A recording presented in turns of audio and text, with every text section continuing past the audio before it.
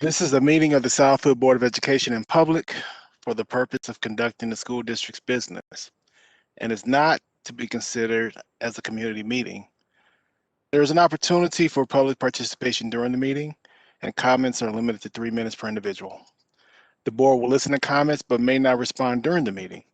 If you wish to address the board, please raise your hand when public participation arises on the agenda. Roll call. Charles Hicks, Board President. Gerald B. Joyce, Vice President. Good evening, Leslie Love Smith Thomas, Board Secretary. Ashanti Bland, Board Treasurer. Yvette Ware Duvall, Board Trustee.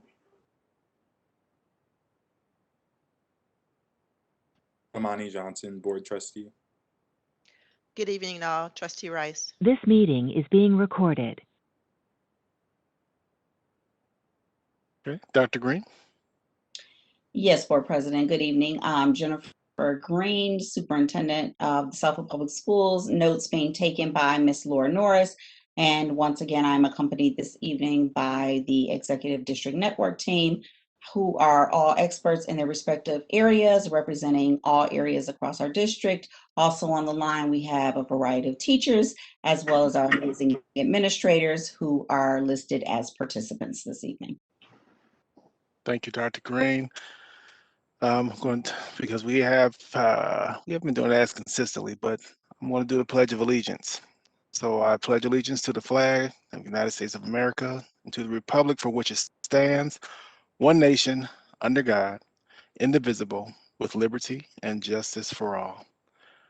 Trustees all, do you have any board matters at this time?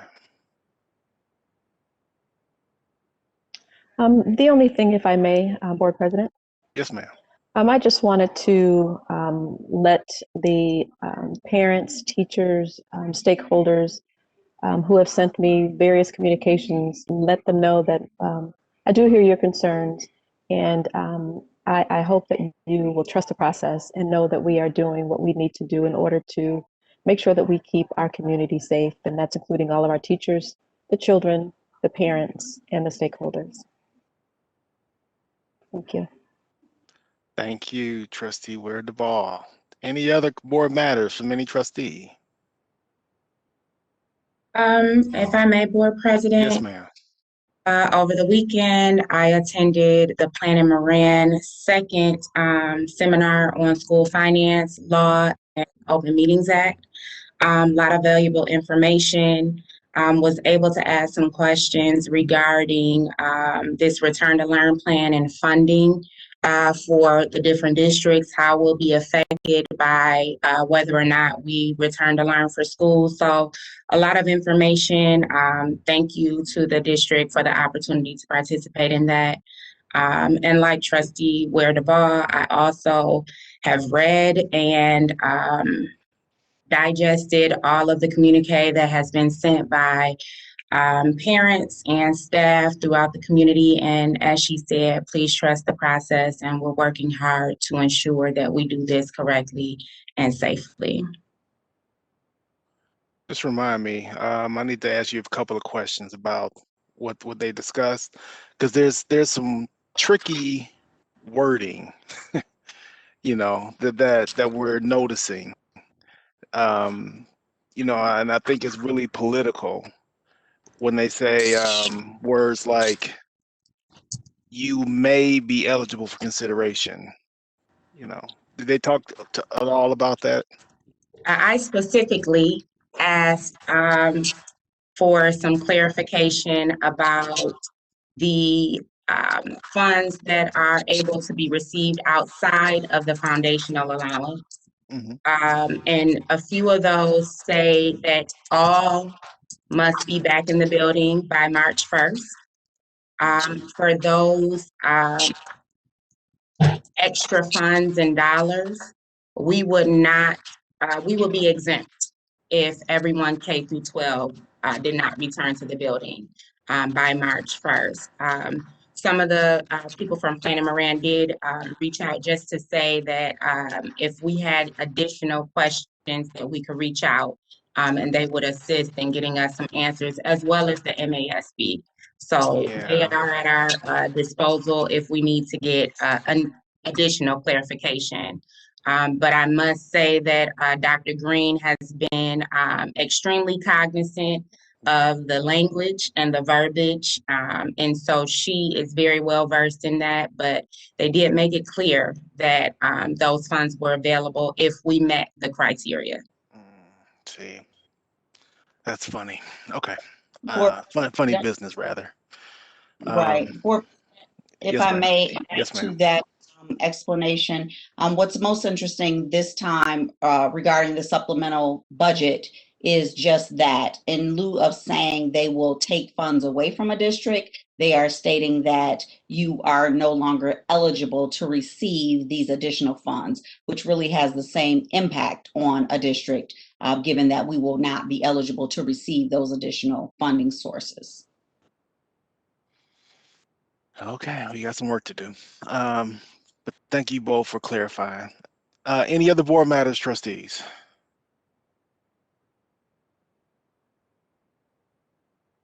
Hearing none, we'll go on to the report of the superintendent.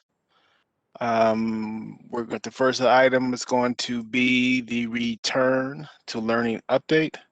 And I just want to read a statement that I prepared because I want to make sure that I'm clear during the session. In June of 2020, the governor's task force developed the Safe Schools Roadmap. And it was as a guideline for schools to begin to plan for the safe return to school buildings. The roadmap contains mandatory as well as recommended criteria for safe learning environments during the COVID pandemic.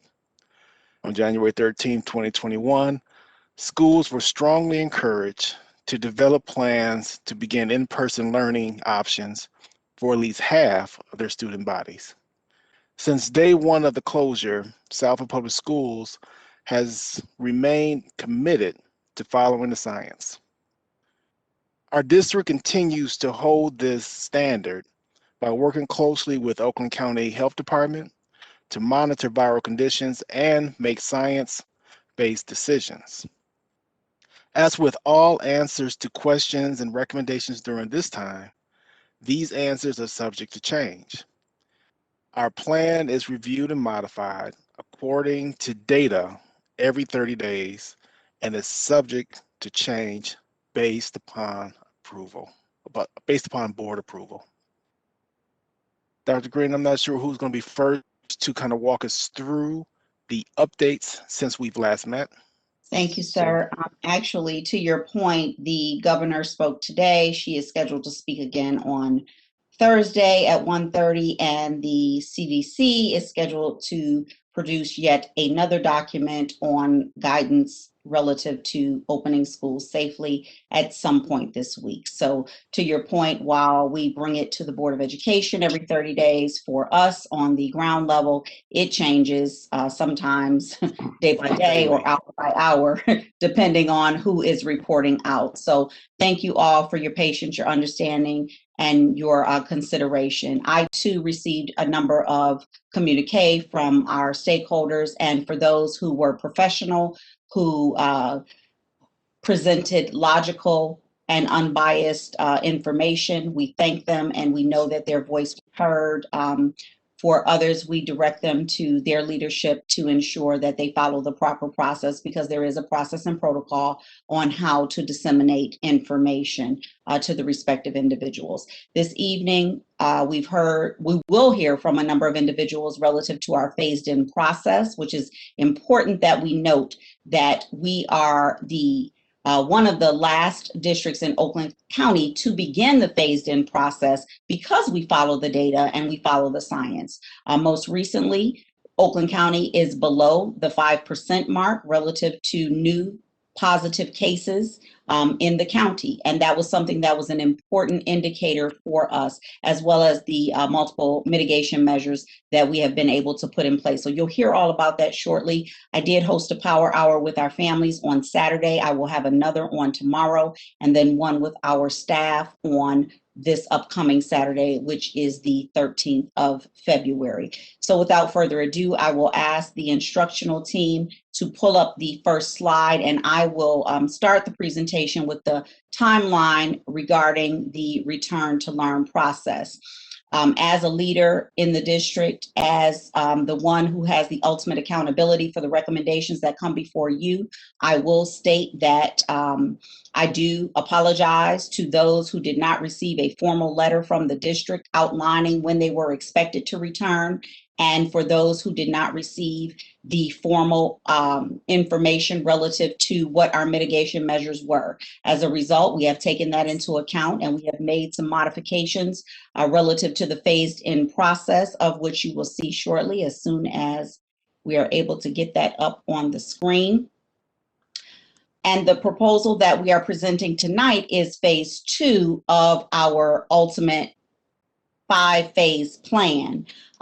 This plan does not supersede that of which was approved on January 26th. This is in addition to. So the first portion of the plan that the trustees supported on January 26th was that of phase 1. This is that of phase 2. Not sure where we are with pulling that up on the screen. I know it verbatim, but I think it always helps for our visual learners that they are able to see it. And Dr. Green? Yes, sir. Board President, I just wanted to state a serious concern I have. And that concern is based on the health and safety of our students, as well as our teachers and supporting staff. I'm very, very concerned about that. And I just want to let you know that that's very, very important to me, the health and safety of everybody in the district. And so I just wanted to share that with you before you continue on. Absolutely, Vice President, as it is concerning to us, and we want to make sure that we have all the proper mitigation measures in place. And as with all decisions that we've made throughout this process, families will have the ultimate decision relative to whether or not they wish to engage in the hybrid model and or keep their child 100% virtual. We are not forcing or imposing on any of our families. If they feel that the mitigation measures that we have put in place do not meet their standards at this time, then they have the option to remain virtual throughout the remainder of this school year. So that is our primary concern as we move forward. Our secondary concern, of course, is that of our students' academic achievement, because they will have to compete in a global world in the very near future. So we need to also be cognizant of the fact that we have to build in measures for the COVID slide, as well as other challenges that they may have relative to social emotional challenges after we come out of this pandemic, and many are suffering from some form of PTSD. So those are all on our radar at this time. I will state that due in part to some not receiving information and due in part to other data points that we have received, this is our new proposed return to learn timeline. You will see that we are moving forward with the information that was approved on January 26th, in which February 22nd, the staff that will be returning to the district are that of unaffiliated, ESOS, itinerant staff, SASA, MESPA, and the special populations staff members. They will return to the building for full-time support of students. That is 1 week prior to the students of special populations returning.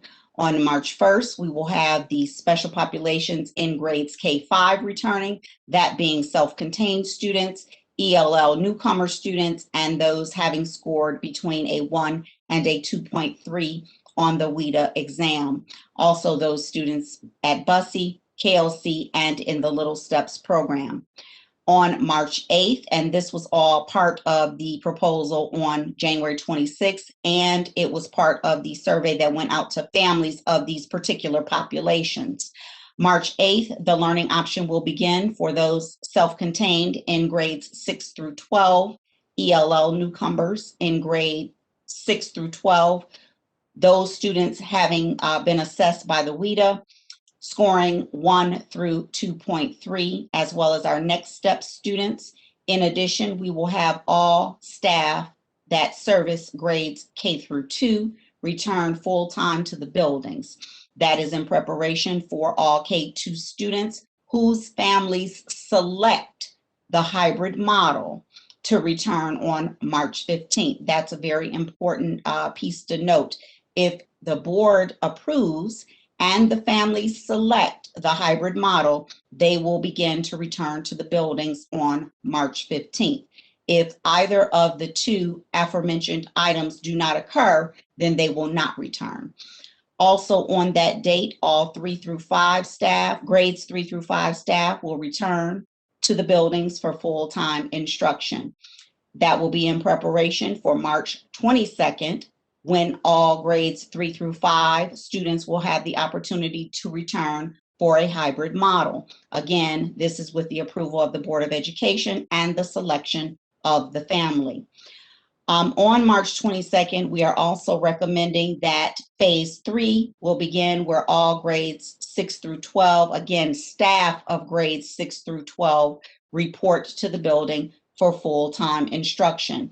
That is due in part to the fact that we are entering the assessment window and we need all hands on deck. Again, I cannot reiterate this enough. All hands on deck for our assessment window. If you would advance the next slide. Phase 3 is proposed to begin on April 5th, which of course is after our spring break. So you see that it is tentative where all 6th through 8th grade students will have the opportunity to begin in the hybrid capacity with the exclusion of University Middle School Academy. Why do we exclude University Middle School Academy? They are on a high school schedule. Therefore, we would phase them in with the high school students. You see here that on April 12th, that is when our live assessment cycle begins. And then, of course, on April 19th, we are proposing that phase 4 would begin, that being tentative for all students in grades 9 through 12 to begin the hybrid model, and that would include the University Middle School Academy. Now, earlier you heard me mention that this plan has 5 phases, yet you do not see the 5th phase listed. That is due in part to the fact that ultimately our 5th phase and our final phase would be to have all of our students back 100% of the time, minus the CDC guidelines and all other mitigating factors. We do not know if that will occur by the end of this school year. However, in part with the law, which requires us to come before you every 30 days, we will bring a recommendation. We are also following the science, following the guidelines, and being mindful of the data. So we may have phase 5 rolled out this school year. We may not, but that is the ultimate goal and the final phase of this plan in its entirety. So without further ado, I would ask that you advance the slide and ask. Before we get too farther, Yes, sir. I figured Go back, someone. go back, Nancy. You said a lot there. So trustee, I think I heard trustee Rice. Yeah, thank you. For President. Okay, go ahead. Just a question here. The live assessment cycle beginning on April 12th, is that for all students? And I ask because it looks like we're bringing the high school students back after the live assessment cycle begins. So the live assessment cycle is for students in grades essentially 3 through 11. And Summer, I know you're on the call, but let me see if I can get this formative assessment right, and correct me if I'm wrong. The live assessment cycle is M-STEP for students in grades 3 through 7. Grades 8 and 9 and 10 take PSAT. You have SAT, ACT work keys, and you have a couple other assessments that I know I'm missing and she's going to correct me on, but that is all part of this process. So while we have the staff coming back prior to, the students will be coming back in accordance with their live assessment cycle. They will not be coming back for the hybrid model of instruction until April 19th. So it's 2 separate things going on. It's one, that we're having this live assessment cycle per the Michigan Department of Education, unless we get a waiver from the federal government. And then after this live assessment cycle, we will have the secondary students return for the hybrid instruction. Did I miss anything, Summer? You got it correct. Okay. Whew. Okay, so they will be in or back for their respective assessment cycle. Correct. If you recall last year, and I know that seems so long ago for many of us, last year and previous years during the assessment window, particularly with the high school students, given the restrictions that we have from SAT and ACT, we would always have to have the desks separated by so many feet. We would only be allowed to have so many students in a room. We would have to have proctors. We would have to have the walls covered. We would have to have breaks built in and the like. So we would only have certain high school students in the building during that assessment cycle anyway. So this is just adding one more layer of complexity to our planning process. Got it. Thank you. Any other questions from the trustees? Hearing none, Dr. Green. Thank you. Actually, so Trustee Smith Thomas, I did see your question relative to the early on, and that is going to be addressed later in the presentation. So if it's not addressed to your satisfaction, I will double back with some additional information if that is where, if it's not addressed to your satisfaction. So. Okay, thank you.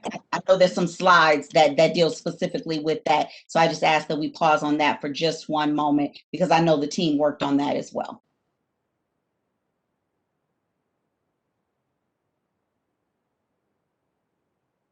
If there are no other questions, I will ask the instructional team to walk us through the current proposal. Good evening, everyone, to the board and to Dr. Green and to all of our learning community out there. We're just going to kind of dig deeper into the next phase. As Dr. Green just said, this is in addition to the last proposal that was voted on. So this is going to offer in-person, in this phase, in-person learning option to all K-5 students. Now, the phase-in process will begin with the K through second grade, and that would start on March 15th. And this proposal is in addition to the plan that was reviewed on January 26th for special populations. So that part, it remains intact, and this is the next phase. Next slide, please. Specifically, looking at the day, the school day, what does that look like? So a teacher's schedule for grades K through 5 would be Monday through Thursday. And it's a completely different schedule for Friday. So we're looking at Monday through Thursday only. So K-5 buildings, we're looking at 8 to 11 a.m. is hybrid instruction. So those students coming in face-to-face, then lunch, and then a prep for the teachers. And then at the end of the day, the virtual students will receive instruction. For the K-8 buildings, and this is for the K through 5 only, not the 6th, 7th, and 8th, but the K through 5 in the K through 8 buildings.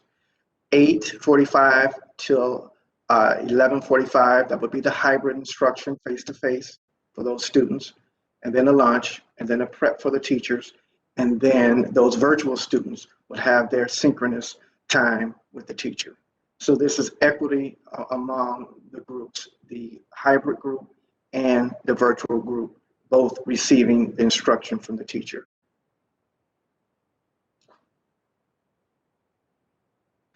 And this is the Friday proposed schedule. So for K through 5, 8 through until 10:30, synchronous learning. And then this is all synchronous online. So there will be no face-to-face, no students coming into the building, no teachers in the building. This is synchronous online. Then it would be a 40-minute lunch from 10:30 to 11:10, and then from 11:10 until 12:50 would be a 100-minute prep for the teachers. And then 12:50 until 3:20, more synchronous learning. Or, so these are options, proposed schedules for the teachers. This or could be 8 until 10:30 synchronous, and then a lunch for 40 minutes, and then synchronous, and then the prep after the synchronous learning.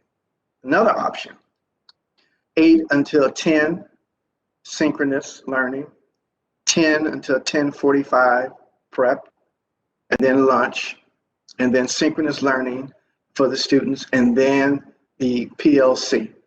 So as you all have been following the teacher schedules, we have PLCs plugged into the schedule now, and we want to maintain that opportunity for staff to collaborate so that they can work on instructional items, instructional strategies, and team building and those type of things. So for the K-8 building, yes. I can jump in. I know I work with geniuses, and so oftentimes I hear the fact that we use terminology that are, aligned with educational jargon, and our community as a whole, they don't speak our language. They speak their own language. So before the board president jumps in and tells us, I'm glad you said that, because I was writing that down. Yeah. Board president, let's go back a couple slides. Let's go back a couple slides. I know I work with geniuses, but we need to break some things down. So stop right there for just a second. Translator. Right there. So let's be mindful that what is being proposed at this time for the hybrid model is that of a half-day schedule, essentially. So those families that would select hybrid, their child would report to school for the AM session. The teacher would then have an uninterrupted lunch and an uninterrupted planning period. And then the teacher would remain in the classroom and teach those that selected virtual for the afternoon. That does a myriad of things. One, our ultimate goal is to have everyone come back, but we recognize at this time, based on the CDC guidelines, we are unable to do so with the limited staff and limited infrastructure in accordance with the guidelines. So to accommodate all students keeping their same teacher, because that was a concern that our families lifted, in addition to the relational trust, in addition to having the CDC guidelines, in addition to not interrupting the assessment cycle, this proposal accommodates all of those requests, whereby the students would come in, they would be socially distanced, they would be in the cohort, they would have all of the things that you will hear later in the presentation as mitigation measures. And then at 11 o'clock, they would receive their lunch and either return home to their family, or if a family needed childcare, we would make provisions with champions who happen to be our childcare provider. Those students who want the virtual, or families, I should say, because families are making the decision, hopefully not the student, those families selecting virtual would have independent work in the morning and virtual instruction with the teacher in the afternoon. So I just wanted to clarify that. And so then when we talk about synchronous and asynchronous, if you could fast forward one additional slide there, the synchronous work is when you are with a live teacher. So that would be a live teacher face-to-face or a live teacher by way of the computer. When we reference asynchronous work, that means that the student is doing independent work or working on projects by way of the computer without the teacher at that given moment. Also, there should be defined PLC, that is professional learning community. So that is time in which staff collaborate relative to the academic performance of their students and how we as a staff can improve our practice. And that is also known as CLC, which is the collaborative learning cycle. Did I cover all the definitions, HP? Yes. Okay. Dr. Green, can I interrupt you for 1 second and just ask for some clarity? If it's okay with the chair. Board President, is it all right if I ask a couple of questions? Sure. My first question, just for clarity about the lunch periods. So the teachers will have an independent lunch. The students will eat lunch in the building and then go home at 11:40. Will you clear that up for me? So this Absolutely. Oh, I'm sorry. Absolutely, Trustee Oh, go ahead. Bland. I was just going to say that the students will receive their lunch to take home with them so that there will be no one eating in our building, which will be one more mitigating factor relative to cleanliness of our facilities. Teachers won't have to supervise the lunch, nor will students be eating in our building. However, every child will have lunch, breakfast, snack, and dinner. And I would say if we hang in there a moment, most of the slides coming up will clarify everything that was just discussed. And so when you hear it a few times, it will start to sink in. It's shown from a teacher perspective and a student perspective coming up. I'll hold my questions. Thanks, Nancy. It takes 21 times before it become habit, so we just have to Absolutely. keep reiterating. Absolutely. Yeah. Outstanding. So we can move to the next slide if you're good with that, HP. Mhm. There you go. So this is a proposed hybrid student schedule. So Monday through Thursday, we saw the staff schedule, the teacher schedule. This is from the student perspective. They would go to school from 8 to 11. They'll be at school face to face. And then they would have their lunch break, which they would leave the building and get their packaged lunch. And then from 12:20 until 3:20, that's at home doing the independent work assigned by the teacher through Schoology, Seesaw, those type of things. iReady. And then Friday, if we choose the option with the professional learning community, which allows the teachers to collaborate, if this is an example using this particular example, this option. So from 8 till, this is Fridays for the students, 8 until 10, they would be at home, synchronous online with the teacher. And then from 10 till 11:25, lunch break at home. And then from 11:25 until 1:25, they would be at home with the online teacher as well. And that would be actually asynchronous. No, I'm sorry. It's right. Synchronous. So they would be online with the teacher. So that would be live like Zoom or WebEx, so that type of platform. And if you notice, you don't see it going into 3 o'clock or later. That's because the teachers are meeting in the professional learning communities. Okay, next slide. So the special populations. I believe you need to read that one. Okay.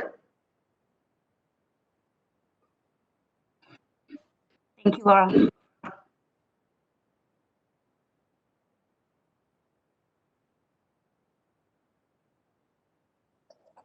I believe he covered that slide. Yes, I just did this one. Oh, thank you. Sorry, it went so quickly. My apologies. Okay. So Ms. Nancy, go ahead and take the. Okay, so again, this does not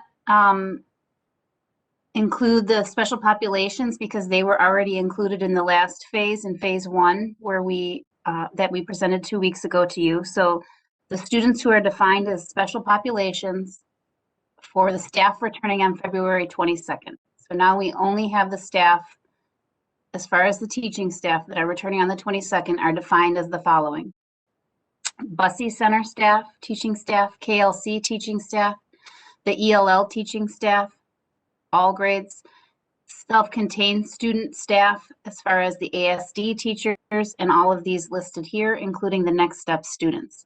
So these are all the staff that are now returning on February 22nd. In addition to that, Dr. Green stated the administrative staff, the unaffiliated staff, the secretarial staff, as well as the itinerant staff, which includes speech and language, psychologists, social workers would be returning. So we just wanted to clarify in this who falls in the category of returning. You can continue. Sorry, not Next Steps. They were taken off. Points of interest. General education students are not eating in the classroom, and some of this you've heard Dr. Green say already, so you're hearing it a second time. The teachers are not supervising student lunches. That was some of the concerns we were hearing. Staff lunch times are within the contractual lunch time, so there's no need to extend any contract language. Teachers will be able to focus instruction on one group of learners at a time, rather than live streaming into homes while trying to teach the learners in front of them. All students receive 3 full days worth of instructional hours, which would be 4 half days and 1 full Friday with their teacher. And research supports this as it supports frequency over duration. So all students will have synchronous or live teacher support every single day. The last hybrid schedule we suggested to you had some concerns because of the reduced contact with your teacher. This might reduce the hours, but it doesn't reduce the frequency over the week. So you're meeting with your teacher every day. On Fridays, the buildings will be free of all teaching staff and students for cleaning. The face-to-face option also allows for social interaction to support our social emotional well-being for our students.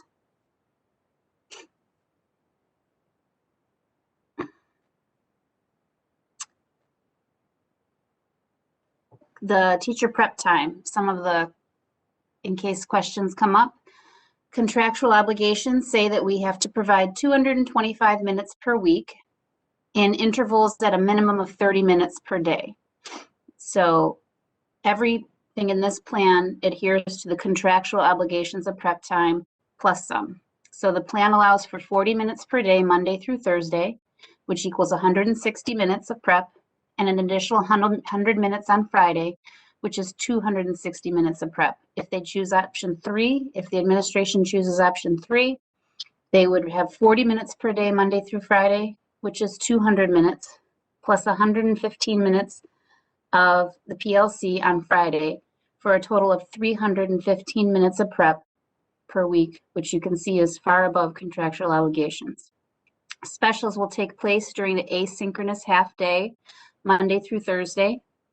So while the students are home, they will have contact on most days with their specials teachers. Specials are art, music, PE. In some cases, there's Spanish and or technology. So the students, while they're asynchronous, will still have contact with those groups. And on Fridays, the specials teachers we're proposing could work with classroom teachers to provide small group individual tiered support to promote extra instructional time and the achievement of our school improvement goals. If you can back up with that in mind, I just want to make sure that what we said cleared up. Laura, can you go all the way back to the teacher schedule? The Monday through Thursday? One more, there you go. So you could, oh, there you go. So you can see here, I'm going to go back over this if you don't mind, Dr. Green. Is that okay? I can do it fast. No, that is okay, because I also have something that I want to revisit on the first slide, which was when people are scheduled to report. So you do this one, and then I'll go back onto to the first one. Okay, perfect. So if you see here, Monday through Thursday, we're proposing for the K-5 teachers to have a schedule that would include 3 hours of hybrid learning in the morning and 3 hours of virtual teaching in the afternoon. Those are 2 separate groups of students. And there's no difference at the K-8 besides the time. Can you go forward one, Laura?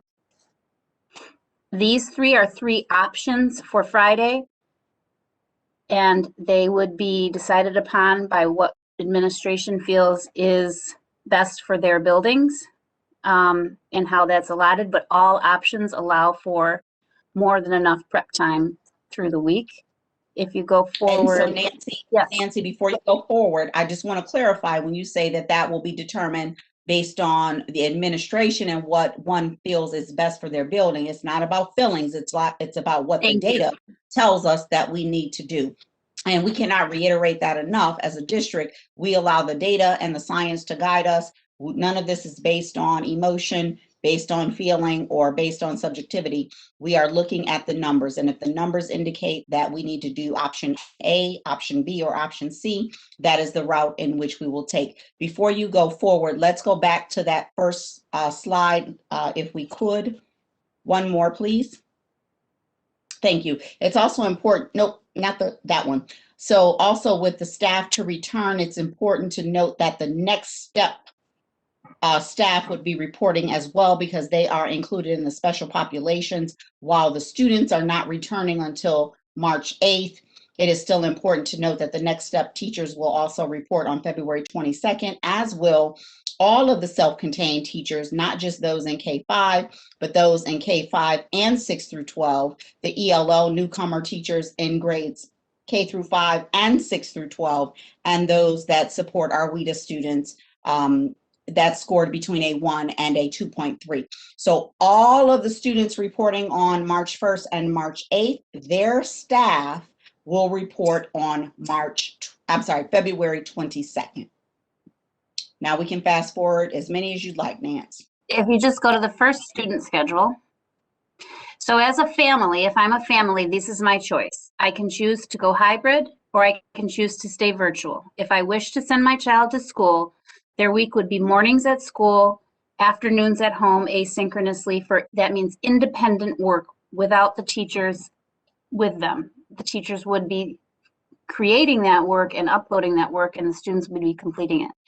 But again, the specials teacher would have contact with your child during the afternoon at some point to provide some live instruction on most days. Friday is a slightly different schedule, but if you fast forward, Laura, to the next slide, if you're a family who feels they need to stay virtual, your child will have the exact same amount of time of learning with their teacher. They would have the first 3 hours of what we call asynchronous, which is independent work at home. And then the afternoon would be online synchronous with their teacher. If you notice, everyone on Friday comes together with their same classmates, and they are home synchronous with their teachers online. So that is the difference between the two schedules. And I would pause for any questions at this point before we move forward, if there are still questions. I have If it one didn't question. click. I have one question.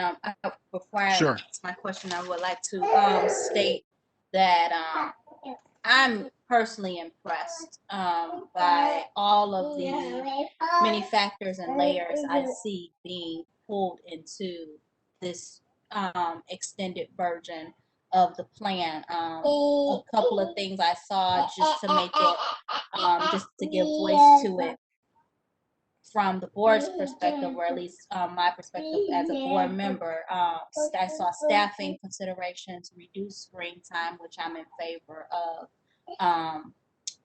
Social emotional considerations, the in-person phase-in option, particularly for the students who need it, and the families who want that option for their children. And I saw the learning consistency. Those were just a few things I jotted down as you were going through. One question, and maybe it's somewhere further into the presentation, but deep cleaning for the building. It's coming. It's coming. Is It's that coming. coming? It's coming. Okay. Okay. And if you could please stop interrupting Lauren. Oh, what? And Board Lauren President, has her own questions.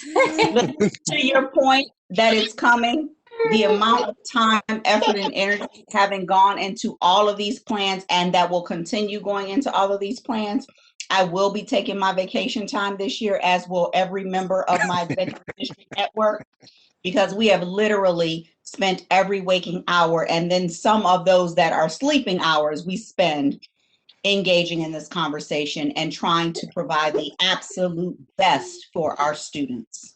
It So- shows, and I strongly applaud you all. I So do. Trustee Smith, this is how she answers her phone for me now. Oh, Well, you see I'm my face? glad to hear she's going to take some vacation time.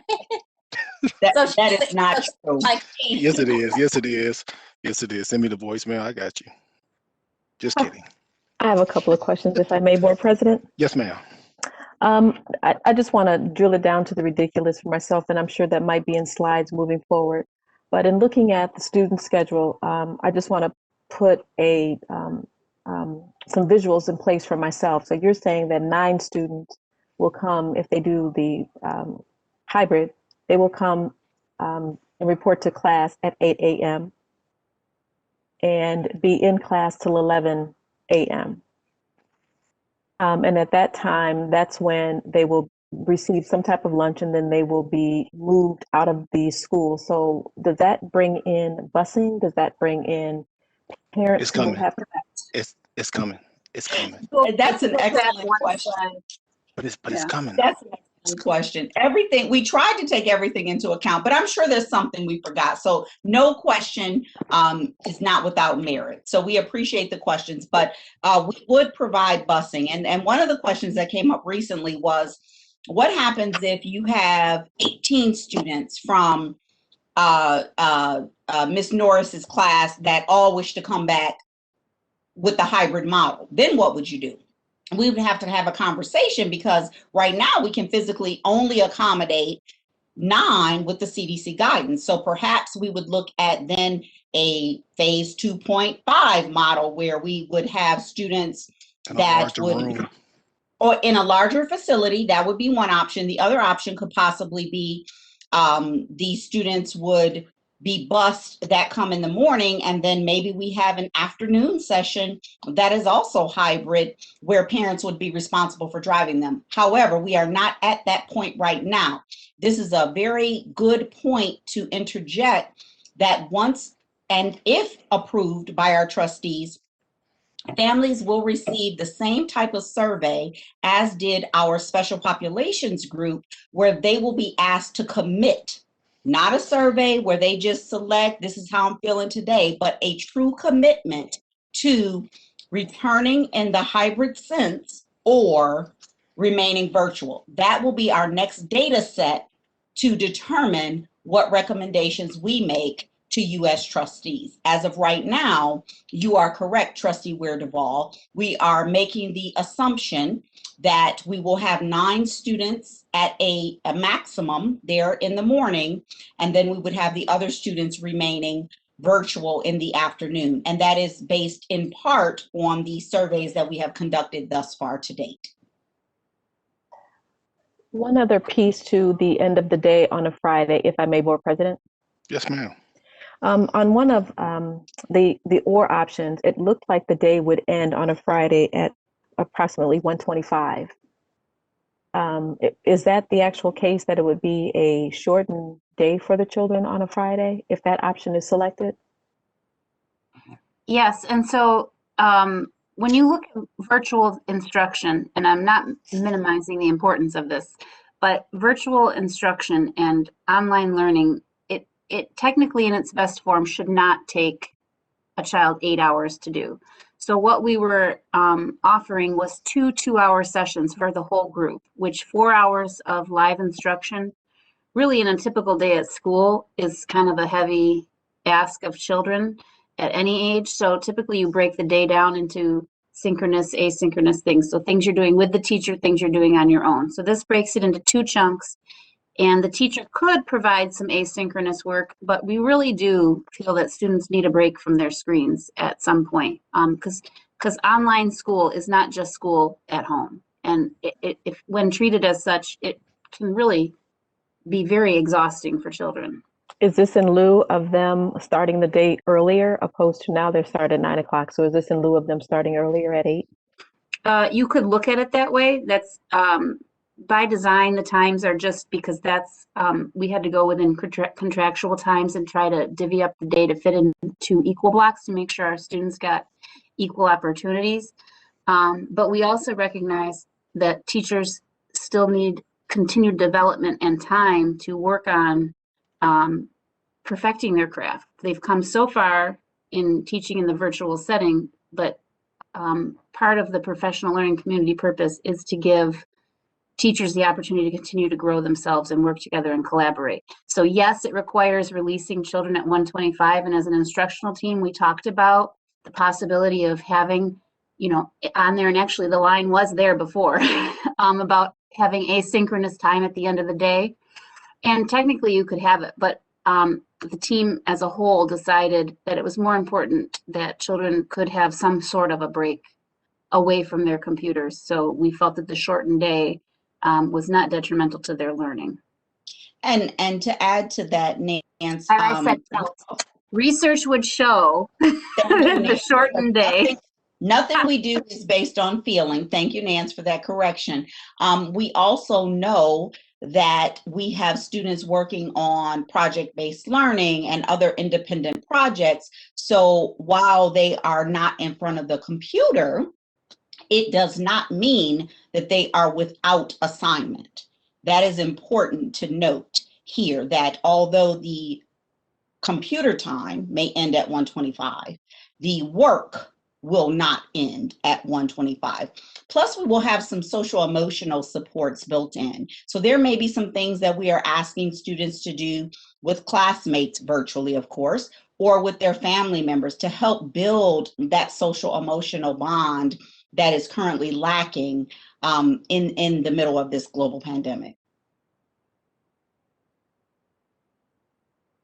Nice work. Thank you. I had just one other question as it relates to champions, if that were an option. Would that bring champions back into the building? And have we identified space where if they needed a larger space, they could do that? So that is an excellent question. We have discussed a myriad of options, including the in-building support. We have discussed the fact of if we would have to transport the students to an off-site location. We have even discussed the potential of opening one of our facilities that is currently offline to accommodate. All of those decisions are contingent upon our parents' response to whether or not those services would be needed. But to your point, we are looking at first and foremost having those services available in the building, in their building of enrollment. Secondarily, it would be in the current building that Magnolia occupies, which is that of Magnolia. And if we received an overwhelming request for students to utilize champions in the afternoon, then we would consider taking them to a building that is currently offline. Okay, thank you. Any other questions? Board President, if I may. Yes, ma'am.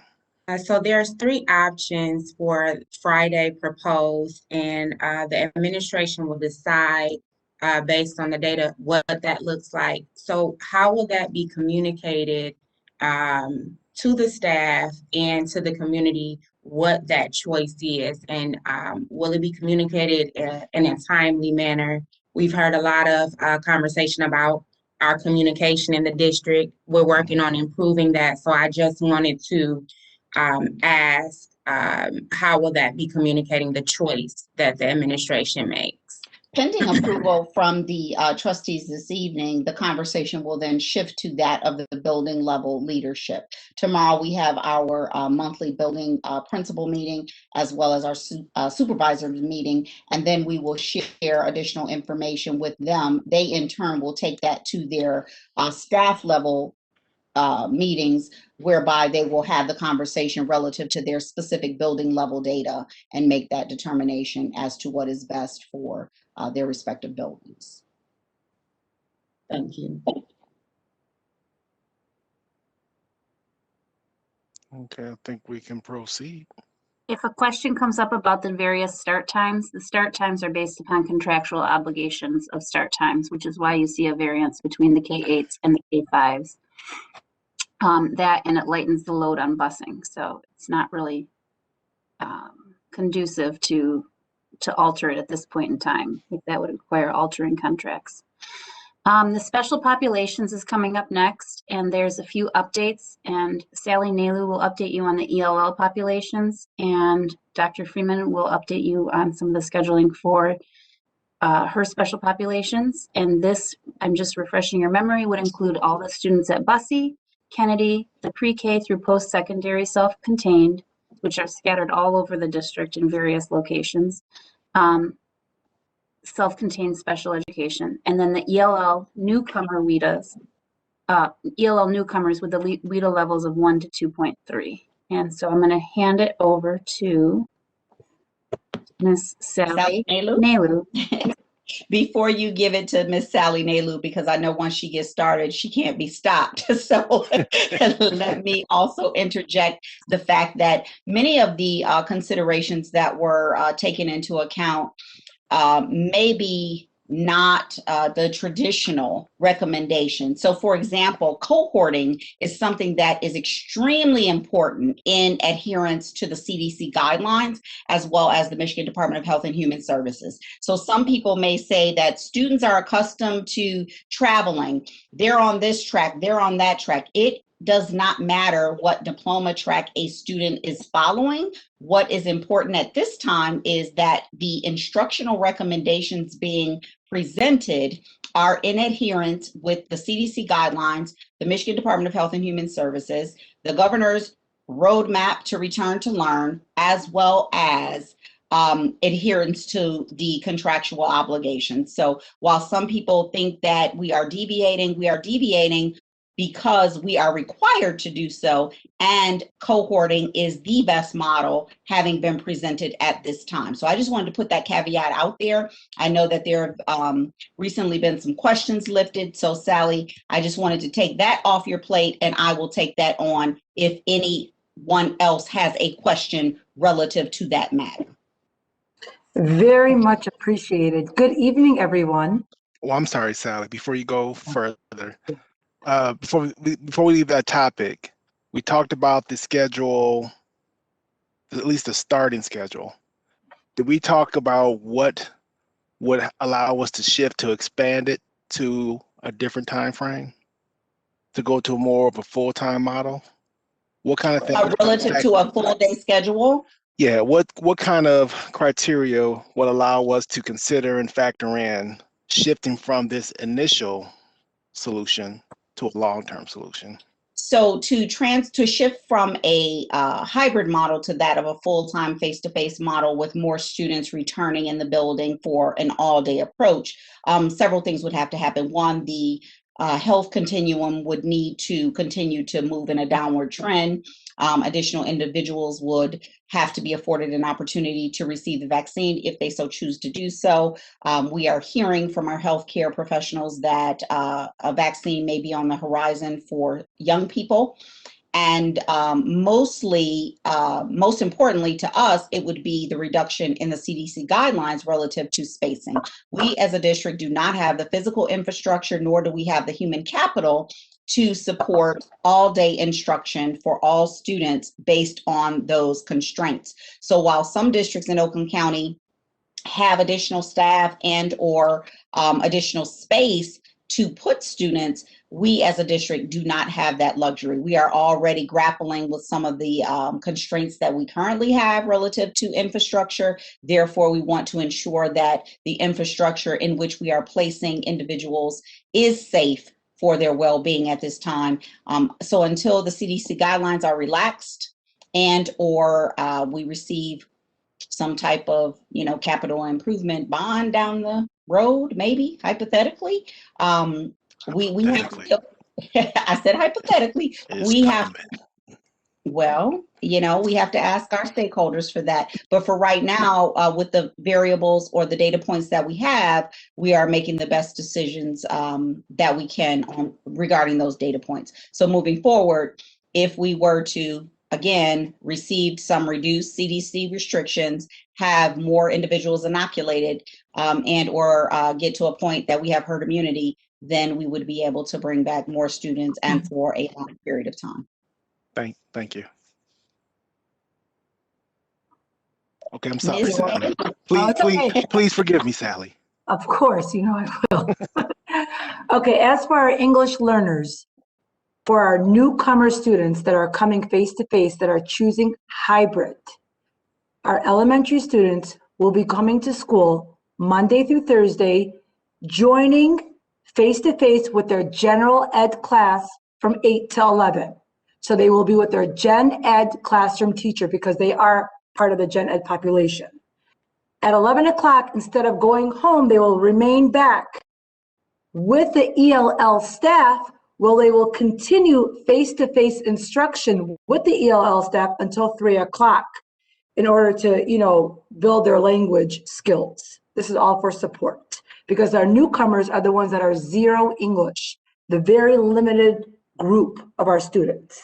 And on Fridays, they would continue with the gen ed students following the same exact schedule 8 to 10 at home, online, live with their gen ed teacher. They get their lunch break and continue the same thing in the afternoon until 1:25. Okay, next slide, please. Now for our secondary, which is 6 through 12, Thompson students, the newcomers, which are only 2 students, and will join our students at A&T at the high school, which are 4 students.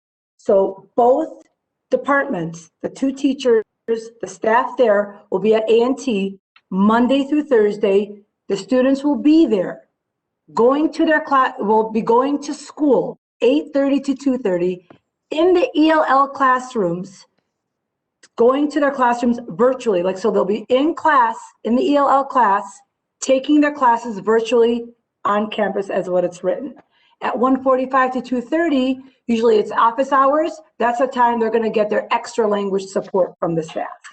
And then as everyone else on Friday, they'll follow their same exact schedule online at home with the gen ed staff on Friday. That's it. Any questions, trustees? Okay, thanks, Sally. Thank you. Good evening, trustees. Good evening, Dr. Green. Good evening, Southfield community members.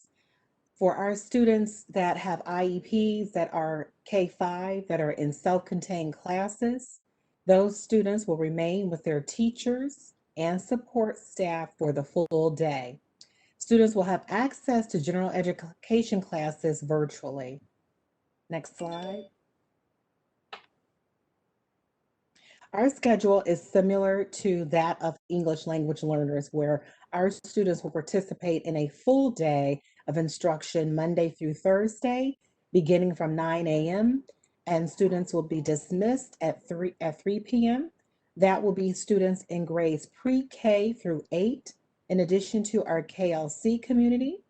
Our high school staff will start at 8:30, and school will dismiss at 2:30 for students.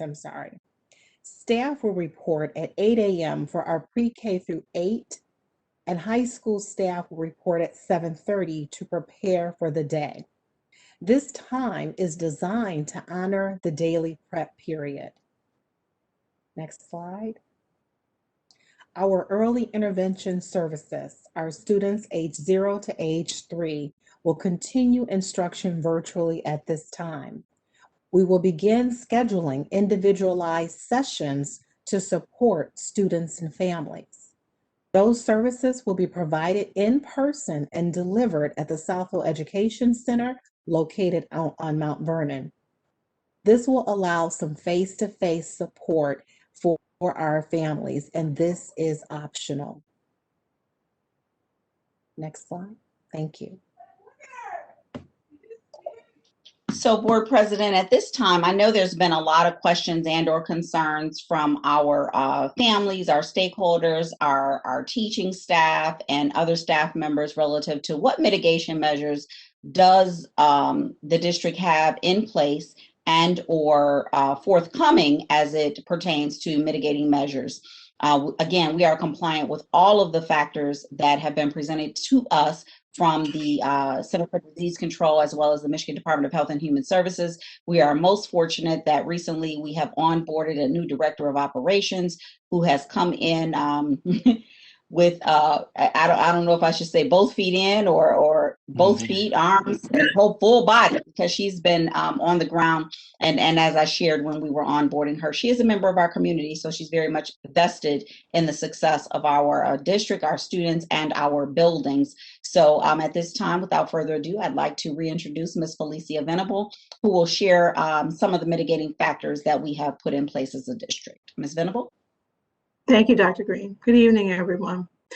I really want to reiterate the fact that Southfield Public Schools takes the health and safety of its students and staff and stakeholders seriously. And in doing so, we've put together mitigating measures by various departments within the Division of Operations. Next slide, please. Thank you. First of all, the district has made a significant investment in personal protective equipment.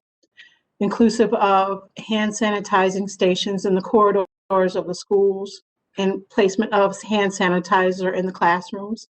We have temperature taking kiosks in the corridors of schools and in offices. Disposable and cloth face coverings that have been purchased comprehensively for the district. Disposable gloves, select face shields. We've installed plexiglass barriers in the main offices and in communal areas like the guidance counseling stations. We have isolation gowns and shoe coverings specifically for the Office of Specialized Student Services. We have teacher and student portable protective shields that have been purchased for the district. Other investments have included signage encouraging social distancing and proper hand washing. You can see that signage right now throughout the district. We have Clorox 360 electrostatic machines. There's one purchased for each building. We have Victory electrostatic sprayers that will also be used by the custodial staff throughout the day and in the evening. And we've invested in air purifiers for instructional and shared spaces in our school buildings. Next slide, please. All right, so let's go by department. We'll begin with maintenance and custodial services, and we'll cover the cleaning and disinfection and ventilation and student and social distancing and student seating.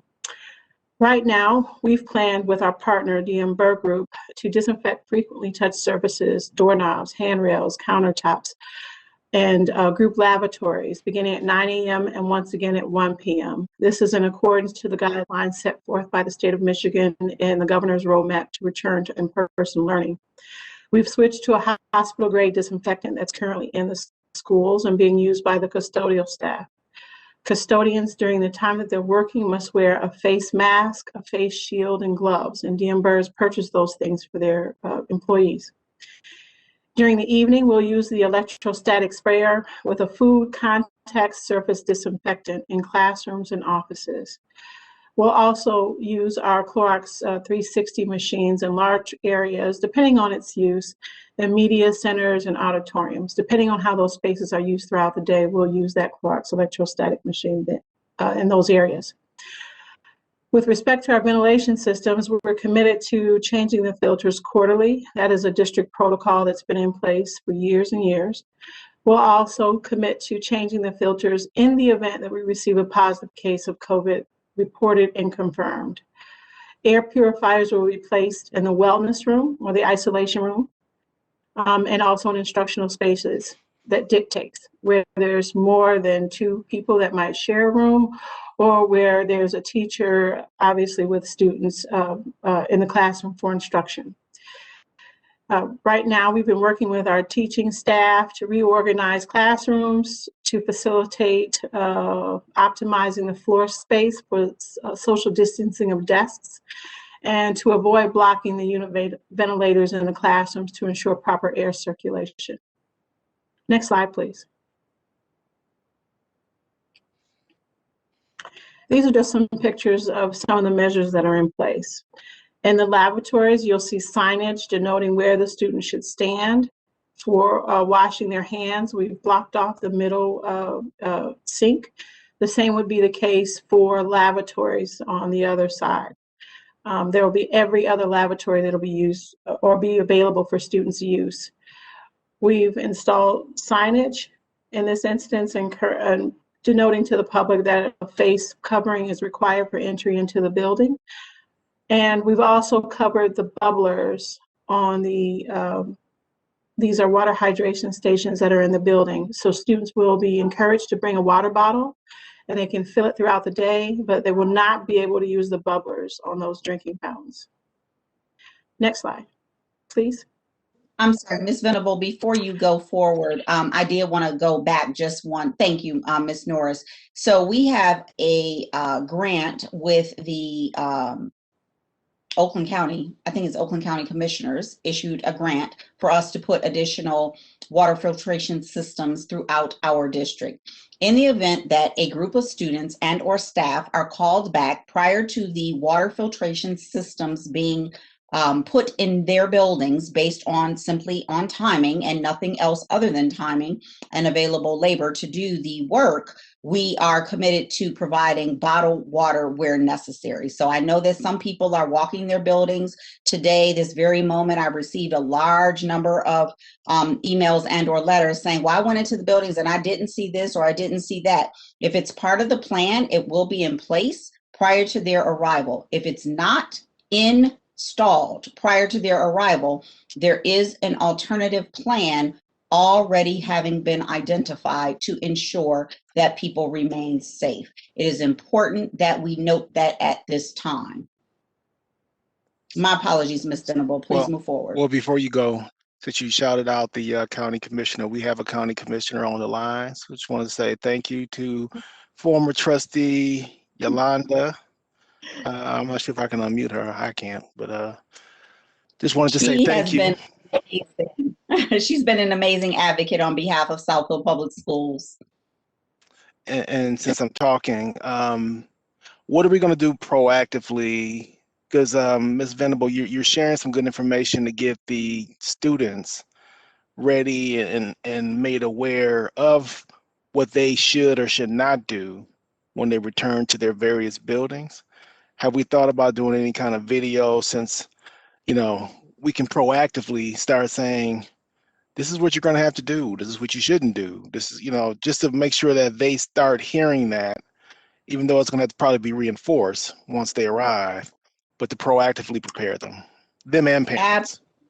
Absolutely, Board President. And Ms. Venable, I don't want to take away your thunder. And I know that that's something that Mr. Patton has been actively engaged in, and Anika Corbett and a number of other individuals. We are developing videos and we're using avatars so that the individuals in the videos are reflective of the specific age groups, and as well as those that perhaps have disabilities, so that the students are seeing their mirror image in those videos. We have also developed a frequently asked questions document that will be posted on our district webpage under the Return to Learn portion after this meeting. We will also, as I stated earlier, continue with our power hours to address any questions and or concerns that students, staff, or stakeholders have relative to the mitigation measures that we have in place. All right, I'll be quiet. Thank you. May I ask a question? Yes, ma'am. Well, President, Yes, ma'am. Ms. Venable, thank you for all the work that you've done, but I would like to just get an idea of what the timeline might look like with some of the installation of the plexiglass shield. I know there might be in some of the offices, but what does the timeline look like for some of the classrooms for the hybrid model, and how it will look on the desks and the teacher? Right.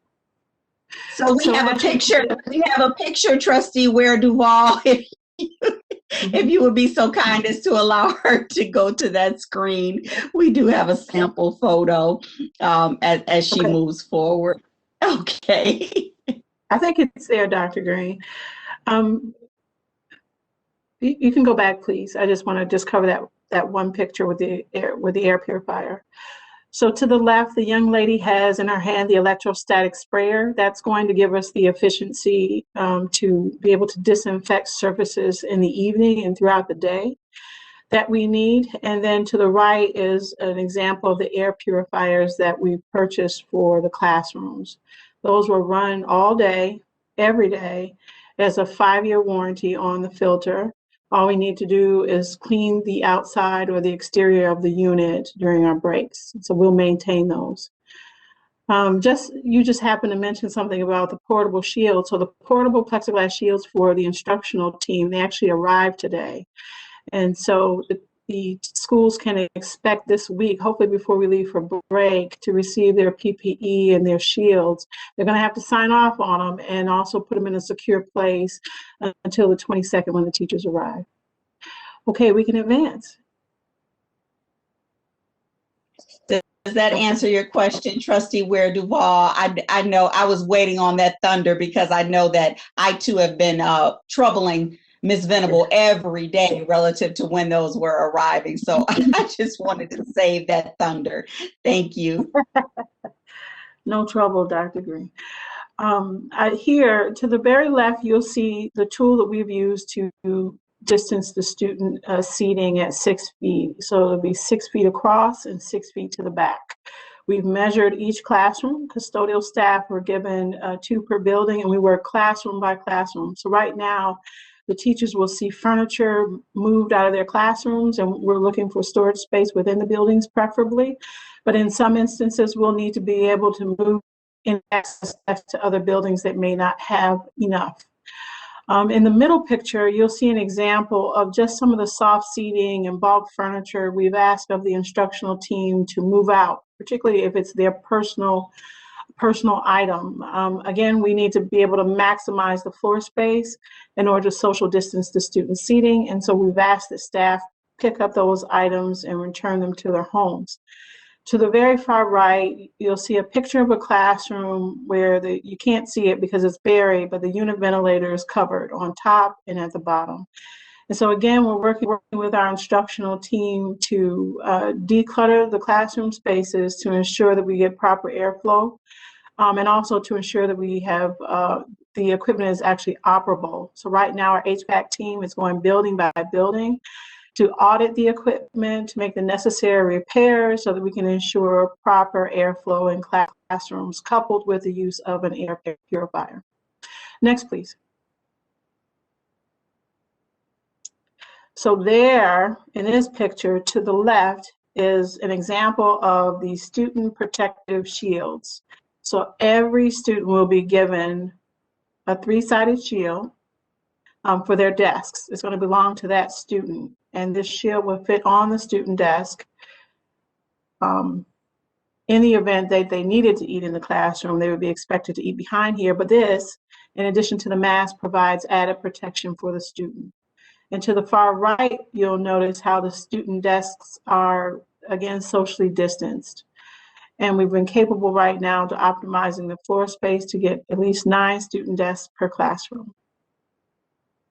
Next slide, please.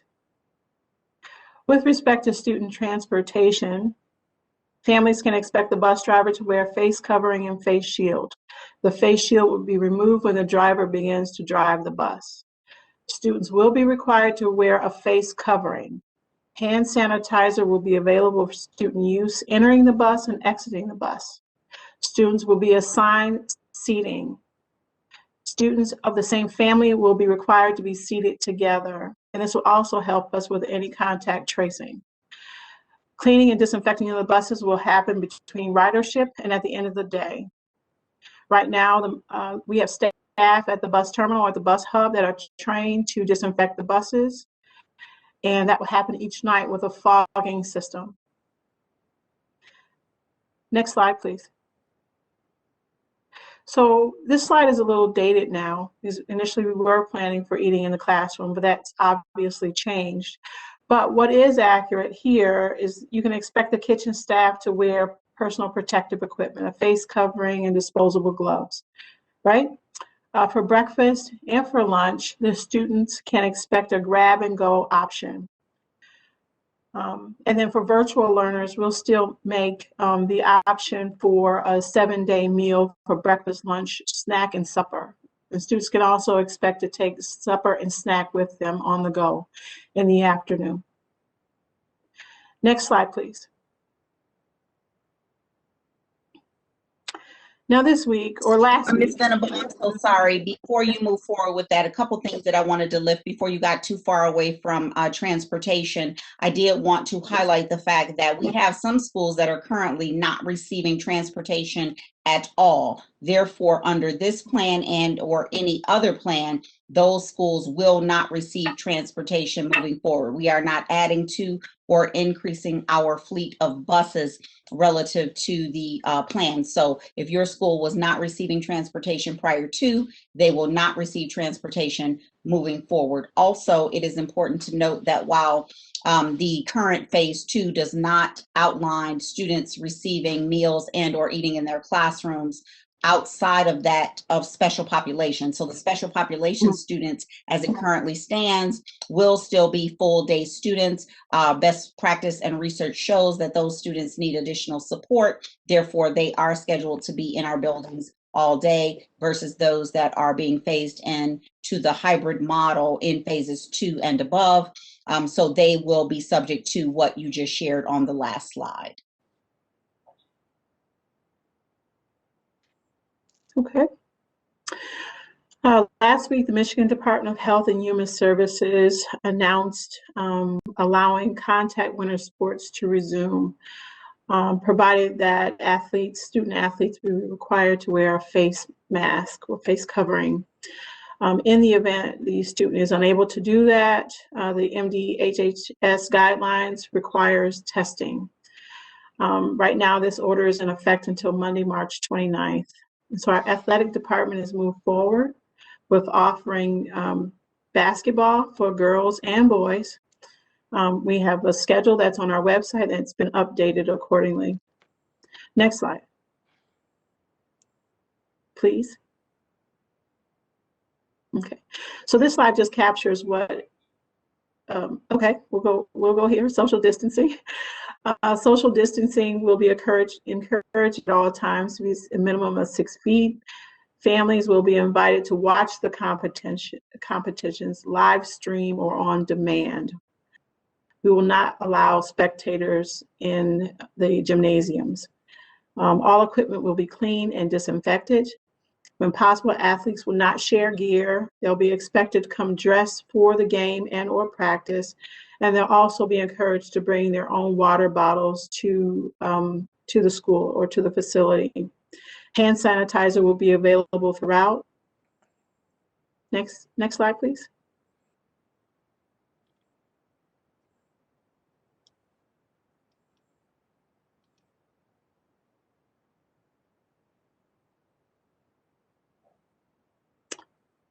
Okay.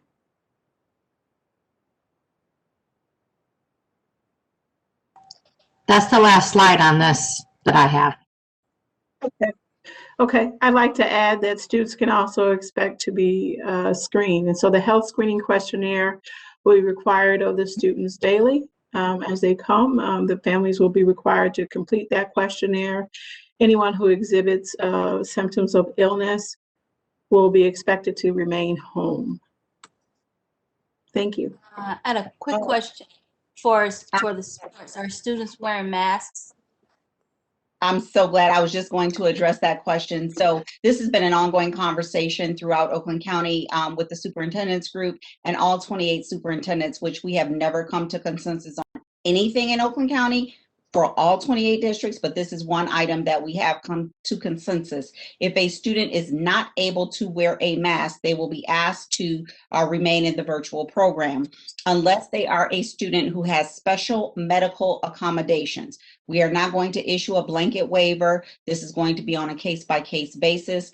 Most recently, it was asked at the Power Hour relative to whether or not I would notify the other family members if a student is not able to wear a mask. I did check with legal and the answer is no, because for me to notify other family members that there is a student in their class who is unable to wear a mask is identifying that student as a student who has a medical condition, and that would violate that student's privacy. Therefore, we are unable to do that. However, note that if they encounter a student that is without a mask, it is only with that of approved medical accommodations. All other students that refuse to wear a mask will be asked to return home for the virtual program.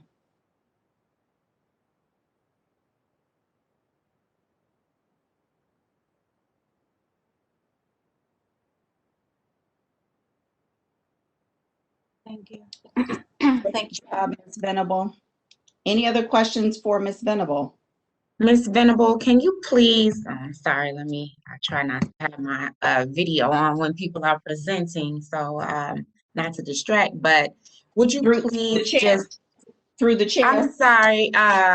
You know what? It's such a question and answer. I had to say that because I know that Commissioner Yolanda Smith-Charles is on the line, and that was her famous line, through the chair. So I just wanted to let her know that we were carrying on her tradition of Robert's Rules of Order relative to through the chair. Yes, Commissioner, you have left a legacy.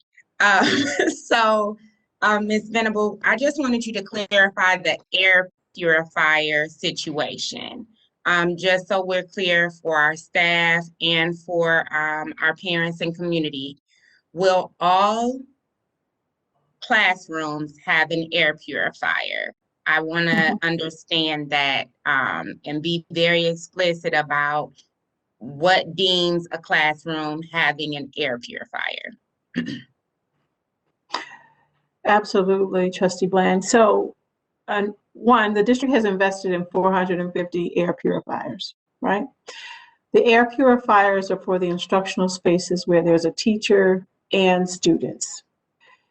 In the event that it's a teacher one-on-one with a student, let's say a therapist or perhaps a resource teacher, that space would not get an air purifier. They wouldn't be assigned one. The main office would receive an air purifier. There will just be some caveats with respect to assignment because in some instances it's not warranted. Where a staff member may have the option of meeting with a student in a more open space, in a more well-ventilated space, outside of a confined area, they have that option, it would be expected that they do so. But we've ordered enough right now to provide air purifiers for instructional spaces where there's a classroom of students of the 9 and a teacher. Thank you so much. Ms. Venable, if I could add to that, given the space in JWE or the administration building, the office of the superintendent does not have windows that can open. The executive assistant to the superintendent does not have windows that open. However, we do not see students and we will not warrant an air purifier. However, in the boardroom, where we may have the public at some point in our near future, and we will have multiple trustees at some point in our near future, the boardroom would warrant an air purifier. So it's on a case-by-case basis. However, as you heard Ms. Venable state, those areas that service students will have air purifiers.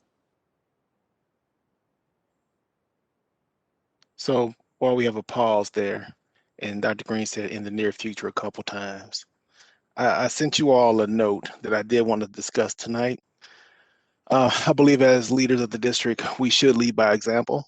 And so as we are entering a new territory of coming back into the building, what I wanted the trustees to consider is having either our next main board meeting or study session, and we start meeting again in person. Now, we still have a few challenges because we still have limitations within the building on how many people could participate in the meeting, depending on the room that we're in. So if we were in a traditional boardroom, I'd have to have Ms. Venable and somebody who can do some good ciphering to figure out how many people we can have within the building. But I think that we should lead by example and have our meetings back in person going forward. So we don't have to discuss it at this point, but think about it so that at some point, maybe for the good of the order, we can entertain that concept. I'm sorry, Ms. Venable, were you finished? Yes, sir, I am. Okay, thank you, ma'am. Thank you.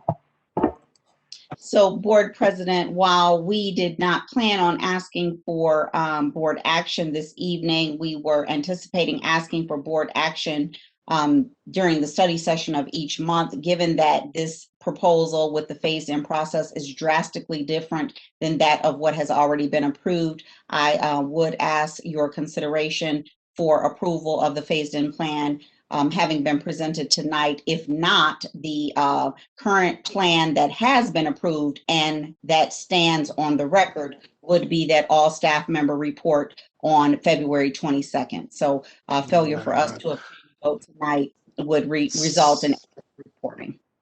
So the chair will entertain a motion to amend the Return to Learn plan with the one presented on this evening.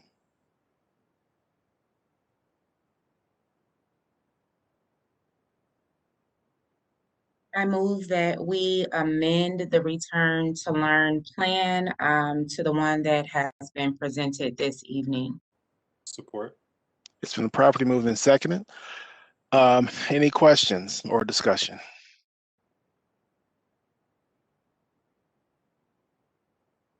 Hearing none, Board Secretary, please call for the vote. Trustee Ware Duvall, Yes. Trustee Rice, Yes. Trustee Bland, Yes. Trustee Johnson, Yes. Trustee Joyce,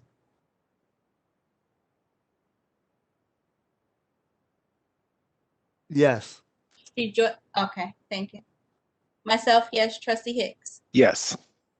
unanimous. Motion carried. Thank you, trustees. Thank you to all that contributed to preparing this amended plan. And I mean, well done. And I know that we're gonna it might change tomorrow, but you know, we have to be flexible and adapt as necessary. But I think this is a good start. Dr. Green. Actually, we are What was on that? consent agenda. It's back to you, Board Okay, President. back to me. So the chair will entertain a motion to open and approve the consent agenda. So moved. So, support.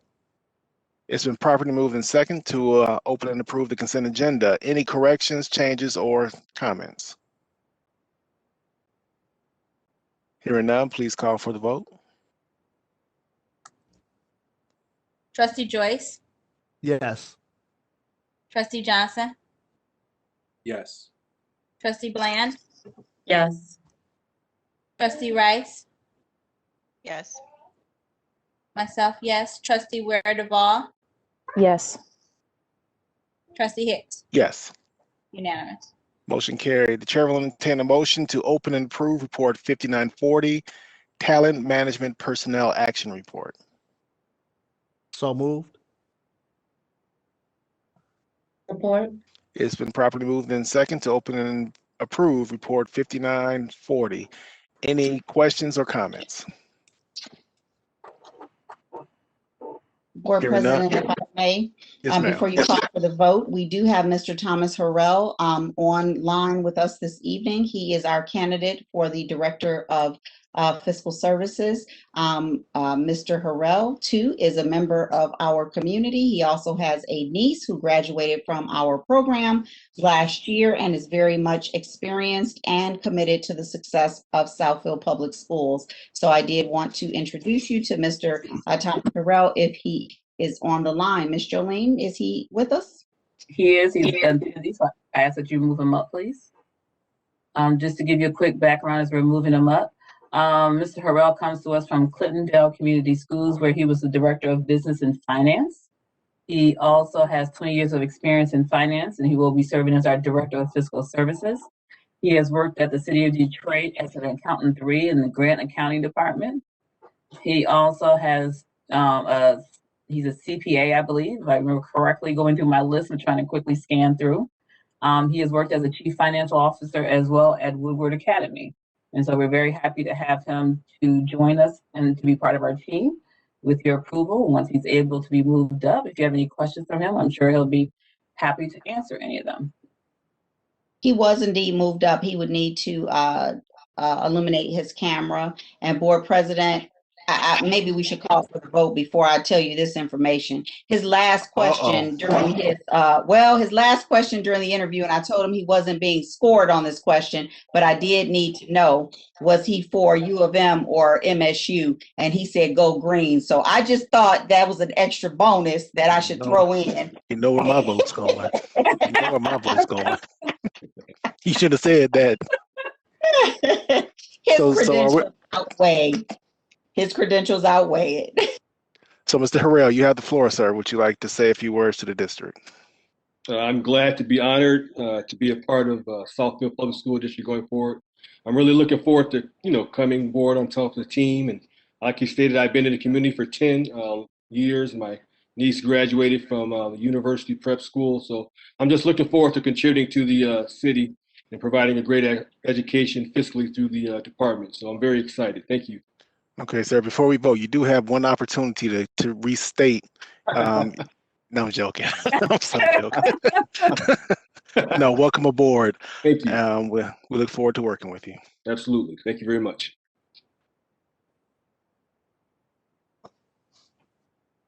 Okay, with that being said, any other comments or statements from trustees at this time on the personnel action report? Hearing none, please call for the vote, Board Secretary. Trustee Ware Duvall, Yes. Yes.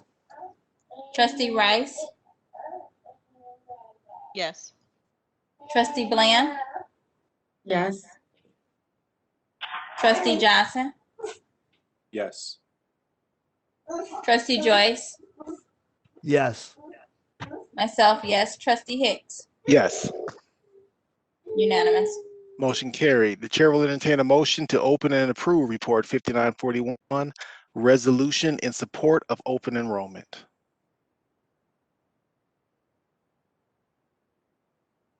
I move that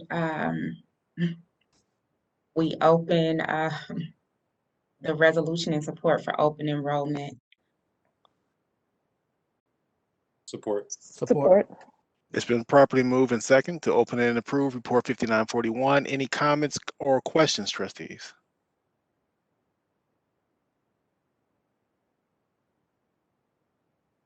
Hearing none, please call for the vote.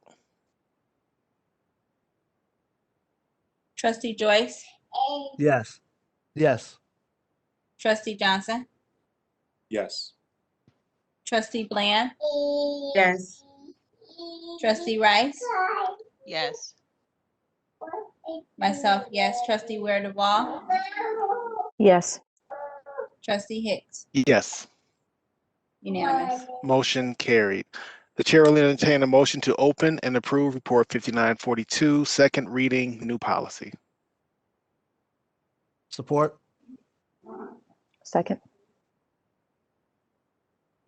Okay, I know what you meant, but okay. So it's been properly moved and second to open and approve Report 5942. Any questions or comments?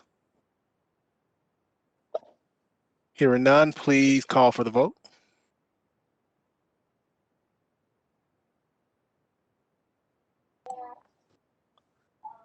Trustee Ware Duvall, Yes. Trustee Rice, Yes. Trustee Bland, Yes. Trustee Johnson, Yes. Trustee Joyce, Yes. myself, yes. Trustee Hicks. Yes. So Board President Lauren thinks she has a vote too. Well, she does. She keeps saying yes. She does. Unanimous. Okay, motion carried. Chair will entertain a motion to open and approve Report 5943, Michigan Association of School Board of Directors, Region 8. So moved. Support. It's been properly moved in second to open and approve Report 5943. Any questions or discussion?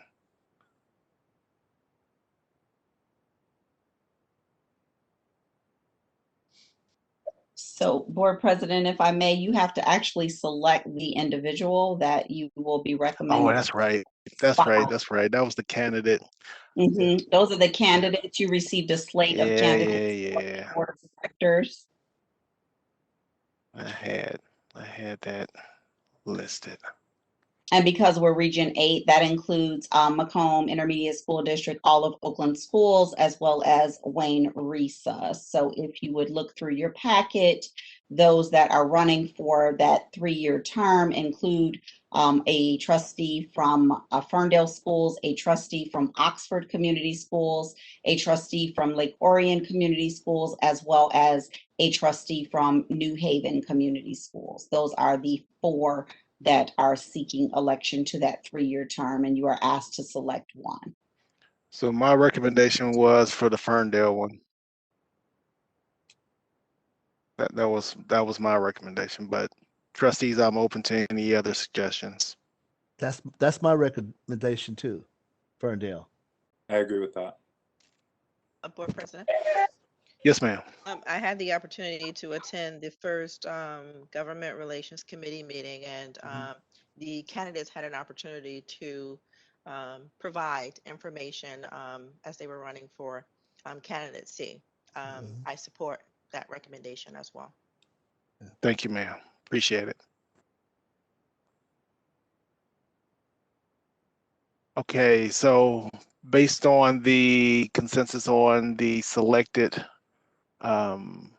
candidate, the chair will, I'm sorry, Board Secretary, please call for the vote. Board President, for point of order, Order. should we amend the recommendation, or should we amend the motion to open and? To state? Yes, yes. Yeah, so I would respectfully ask those who motion and second to respectfully accept the amendment as such to the original motion. So it's to open and approve the report with the candidate from Ferndale being the choice of the board to be supported during their candidacy. Amendment accepted. Support. Okay. Any additional comments or discussion? Hearing none, please call for the vote.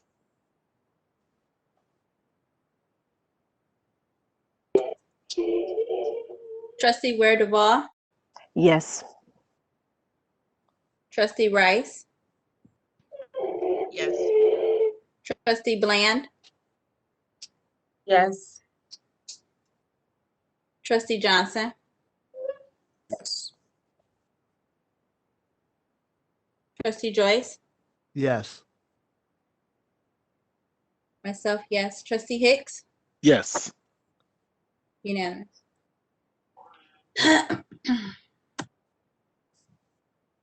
Motion carried.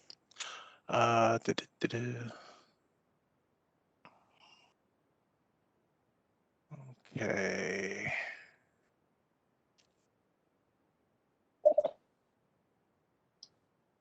I believe next we have information items. Yeah. Who do you have on deck for that first one, Dr. Green?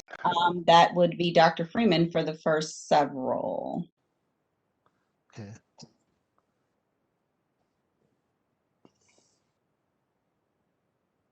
The IEF filing system, the Career Staff Unlimited, as well as the Pediatric Health Consultants and ProCare. And Dr. Freeman, as you go through these and give us updates, please make sure you point out if there's any item that requires us to have any consideration as an actionable item, if there's anything that requires anything that's time sensitive.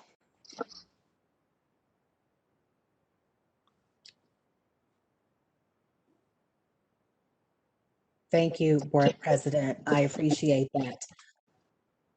The actual file cabinets are something that is needed. We have a system that is outdated and it is in need of repair to the point where we cannot lock files. And so we're looking to secure items to make sure that we are ensuring confidentiality for our students. We were able to work with Dr. Ferris and her team to secure a portion of our grant dollars to cover the majority of the cost for these file cabinets. It will take 6 to 8 weeks for them to be delivered, ordered and delivered due to limited stocks of the pandemic. So that would definitely be something we're looking to get right away and move forward. In addition to our ProCare staff that are ready, willing, moving forward, we've had a long time relationship with ProCare. They have been able to help us with some of our staffing needs in our district where we have been unable to secure staff for speech pathologists as well as social workers. So that has been an additional partnership that we've been able to continue going. They've been with us for a number of years. They started back at Bussey and they've done nothing but a fantastic job of jumping in and being supportive of not only our students, but our staff and our families. So we're very excited about that. Pediatric healthcare, again, a long time relationship. They provide our OT and PT for our students across the district, across the community, really. And again, they have done a wonderful job with partnering with us during this virtual time. Okay. Any questions, trustees? I do have a question, if I may. Yes, Chair? ma'am. Dr. Freeman, did you give a cost to what those file cabinets might be? I may have missed that. I believe they're actually $11,300. It's in the actual information item. And again, it is covered by our IDEA grant. For those that are new, IDEA is individuals with disabilities. That's our grant that we reference as IDEA. Thank you. I apologize. It's okay. We are going to write an acronym dictionary in the very near future. Right. So, Dr. Freeman, if I heard you correctly, given the time constraints that we have, the further we wait to garner approval from our trustees, the longer it will take for us to get those items into the district, thus subjecting us to some level of vulnerability relative to the student records. Is that accurate? That is correct. And I want to say, given the pandemic, it has been an enormous task to continue to do our traditional responsibilities and our job, as well as to move forward, putting together plans, pivoting and making changes. So it would have come to you sooner.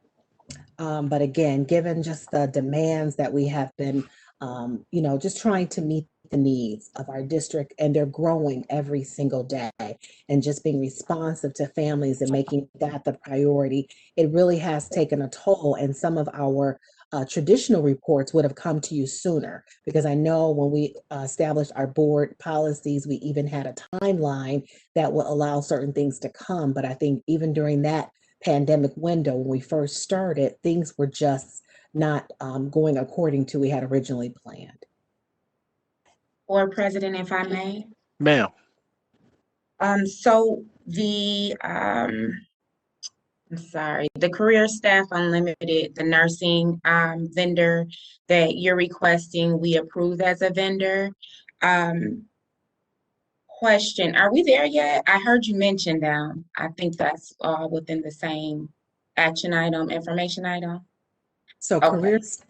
Career Staff has been our partner, and we have not had nurses in district to support our students because students have not been on campus. But now that as we look to return students, we will need to make sure that we have nurses on staff that can provide care identified for them in their IEPs.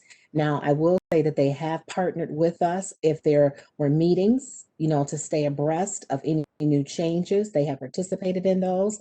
They have even had meetings with parents to make sure that if there were updates that they needed to be aware of, so that when they do return, they are ready to hit the ground running.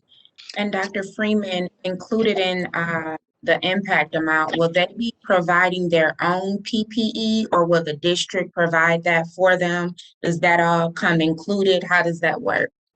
They do have lab coats and protective gear. We will supplement. Okay. So, Dr. Freeman, if I could add to that, I just want to make sure that people understand it's separate and apart from the nurses that we have been afforded by way of Oakland County, with the support of the Oakland County Commissioners and the Oakland County Health Department. They did extend our general nursing support throughout the duration of this school year, which will take us through June 30th of 2021. This is exclusive to that of our students that have additional needs, more specifically that of the student population at Kennedy Learning Center. That is correct, Dr. Green. Through the chair. Yes, ma'am. Yes, ma'am. So, Dr. Freeman, back on the IEP filing system, it lists that we have 12 cabinets currently. Is this filing system to replace those 12 or expand it because we need additional cabinets as well?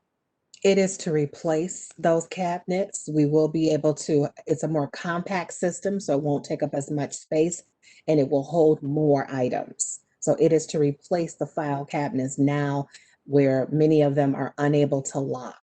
Okay. And then follow-up question on the career staff unlimited for nursing. So I see the 3 nurses here. Is this only for the remainder of this school year? Kennedy goes until July, so yes, it is for the remainder of this school year. In addition, we do have some students that attend other schools that do require nurses. So our partnership with career staff allows us the flexibility to place nurses in other buildings where there is a need. If those families elect to come back, we want to be ready to provide them quality care. Okay. And then one last question. So the equipment looks like it's impacted through the grant fund, whereas the resources would not be a part of the grant fund. Is that correct? So the grant is only covering the cabinets. That is coming from our IDEA grant, but for our career staff as well as pediatric health and ProCare, those are all budgeted within the department's department's budget, not the grant. It is all budgeted for. Okay. That helps me. Thank you. Mhm. Yep.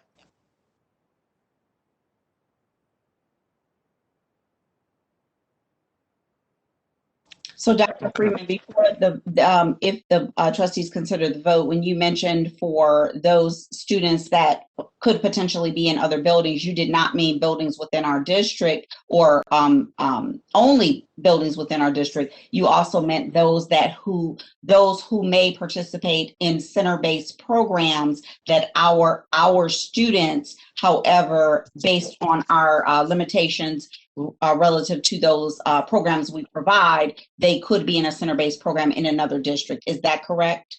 So we actually have a few students that attend our comprehensive schools that have nurses. And because we work so closely with the Student Support Network, these nurses also provide care if needed for students under the umbrella of a 504. Okay. So, Dr. Freeman, at this time, we have 5944 IEP filing system as the actionable item. Are there others, or is that the only one? The other urgencies, well, again, they are all very important as we move to this return to learn. As we bring our most vulnerable students back, having our team members on staff, definitely we need to order the cabinets, but to actually provide that direct support starting March 1st when our babies return, those are also critical.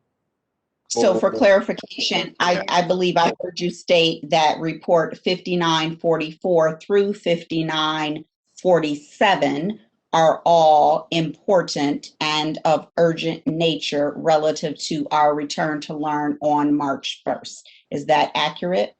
Absolutely. Thank you. So, Board President, I have 2 more questions.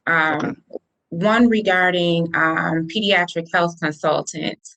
How do we evaluate before we request a contract renewal their performance inside of our buildings? How do we do that as far as feedback? Because it has a huge impact to the budget. And I was just wondering how that works and to clarify that to ensure for our stakeholders that we go about making these decisions extremely carefully, who is dealing with our children.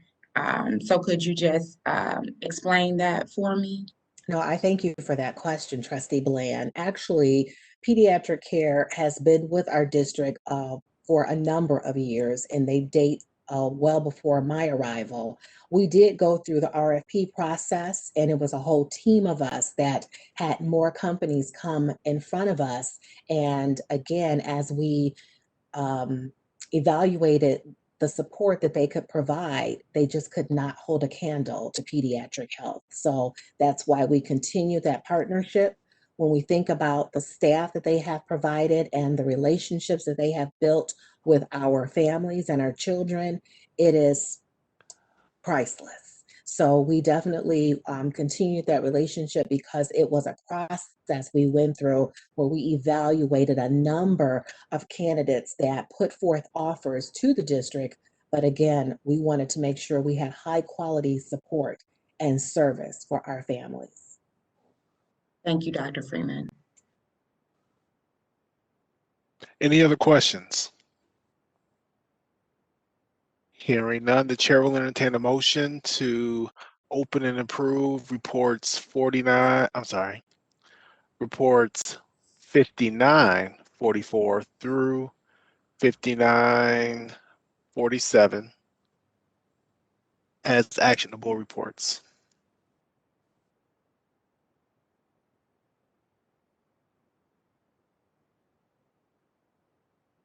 So moved. I support. It's been properly moved and seconded to open and approve report 5944 through 5947. Any other discussion? Hearing none, please call for the vote. Trustee Bland? Yes. Me. Trustee Ware Duvall? Yes. Trustee Joyce? Yes. Trustee Johnson? Yes. Trustee Rice? Yes. Myself, yes. Trustee Hicks? Yes, Unanimous. motion carried. Report 5948. Dr. Green, resolution in support of suspending standardized assessments and educator evaluations. Yes, this was the request of Trustee Smith Thomas and Lauren. I guess Lauren was in support of that back when, that we look at resolutions that would support the state superintendent's request to the federal government to suspend standardized assessments for the spring of the 2021 calendar, as well as to suspend the educators evaluation, more specifically that of the student growth measure, given that we are still in the middle of the pandemic. So that is what you have as a conclusion of my homework relative to developing a resolution. Any questions, trustees? I have a question. Thank you. Thank you. And yes, Lauren is in favor of that as well. My question is, how much leeway do we have as it relates to if the state does not waive the assessments, but knowing that we have to still move forward with evaluations, where do we stand in terms of how much we must follow with regard to levels of flexibility with student growth on our evaluations for our teachers in consideration? Do we have space with that? Where do we stand with that So as unfortunately, a local district? So unfortunately, right now, we are still bound by MCL or Michigan compiled law relative to all evaluations. Most recently, we went through my evaluation, and as you heard Attorney Corba mention, that we still had to develop something relative to student growth. What we are in dialogue about at the state level is, if the standardized assessment is not in accordance with what we know is best practice right now, what other growth measures might we utilize? So there's a portion of the 40% that has to come from that of standardized assessment, and then a portion of it that has to come from student growth measures. So there is some flexibility at the state level as to how that is determined. But right now, we are still bound by what the federal government is stating. So we are hopeful that, one, that this gets approved, and two, if not, we are provided as much flexibility from the Michigan Department of Education, more specifically that of our state legislature, as the Michigan compiled law does bind our district to a certain extent. Okay. Board President, can we move this to an action item? At the board's pleasure, absolutely. So Chair will entertain a motion. So moved. Do we have a second? It's been properly moved and seconded to open and approve report 5948. Any additional discussion? Board President, I have a question here. Yes, ma'am. Dr. Green, how does this impact as we have standardized testing for students that is coming up? I guess I'm wondering about the impact there. So if we are in favor of this resolution, how does that impact, especially given if a decision hasn't come down? So that's my inquiry that I have. To your point, very, very important inquiry relative to the state superintendent, Dr. Michael Rice, already testified before Congress and asked for us to be granted this waiver. We are still awaiting approval from the new U.S. Secretary of Education. However, the train already left the station. So to your point, we are currently in the midst of having the WIDA exam, which is the world for those students that are ELL. They are in the middle of testing. We still have to move forward until the very moment that we receive something from the state level after they have having received something from the federal level. It's a lot of red tape. So until we receive something official in writing, we have to move forward as scheduled on the assessment calendar for our students. You may recall me sending something earlier this fall. Summer and her team did an amazing job bringing students in for the PSAT at this fall, and we still have to move forward until we are directed otherwise for compliance for the district. If we fall out of compliance for the district, there are significant penalties to the district relative to us testing less than a certain percentage of our students. And I think it's because I've been a champion of this topic. I think I would just like to add to the conversation. I am in favor of assessments because as an educator, I believe that having those checkpoints help us to better educate our children and know where we're going and what's needed. What I'm not in favor of is the added pressure that the assessments are bringing in the time of a pandemic. So I just think that I think it's warranted to mention that even if this resolution is passed, and if the federal government decides that, okay, we're going to waive the assessments, I think as a district, we still want to be looking at following through on those assessments, but using the data for internal purposes, as opposed to having it be a part of weighing someone's evaluation. Yes, Lauren feels strongly about this. And so, Board President, if I may, we still have some concerns as a district relative to the safety and security of doing these assessments online. We utilize Chromebooks, as does many other districts throughout the state and throughout the country, to be quite frank. And the programs that we have to install and or the platforms that the students have to utilize, there are questions relative to the security of those. So the NAEP assessment, which is a national assessment, they have suspended their assessments for this year for that very reason. So we are, and Summer again did an amazing job putting together some points for me to discuss when I advocate outside of the district. I too will forward those to you to continue advocating on behalf of our district. We have concerns. We have concerns relative to the reliability of the results that we will receive and if they are truly a reflection of our students' performance and or our teachers' ability to impart the knowledge. And Board President, I think I'll just share for Trustee Smith-Thomas. So I share the same sentiment in terms of the pressure on the students.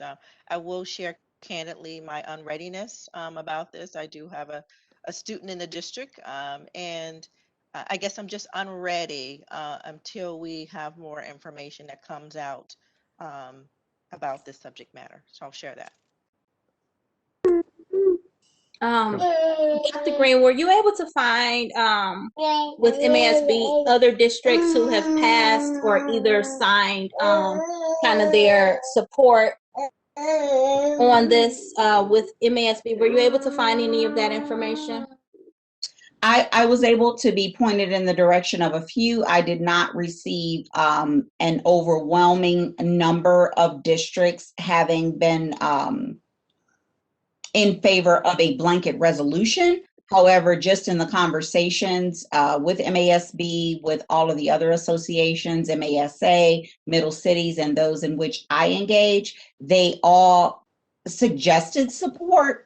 And it's simply that. It's support saying that we recognize that we are in a time where we know that assessments are extremely important. However, we don't think that the district should be penalized and or it should be added to their scorecard or their accountability given the extreme circumstances in which we are operating under at this time. So it's not, the resolution doesn't necessarily state that we are not going to assess our children and or utilize that data to grow, to complete the collaborative learning cycle and or school improvement process. It merely asks that they not consider that for accountability relative to our staff members' evaluations and or the district scorecards.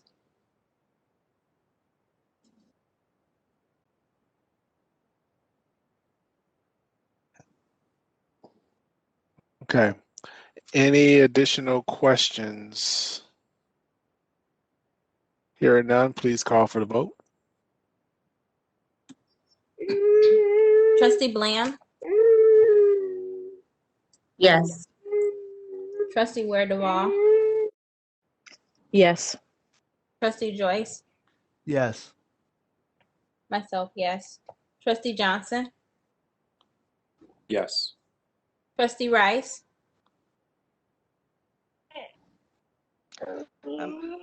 My vote is no, and I'll stand on my rationale. Just have some unreadiness here. Okay, Trustee Hicks? Yes.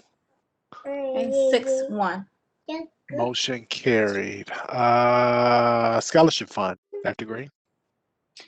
Yes, there has been a number of conversations relative to the possibility of renaming one of our local facilities, that of MacArthur, to pay homage to that of Dr. Bobby K. Hentrell, relative to her life and legacy and the great work that she did within the city of Southfield and more specifically Southfield Public Schools.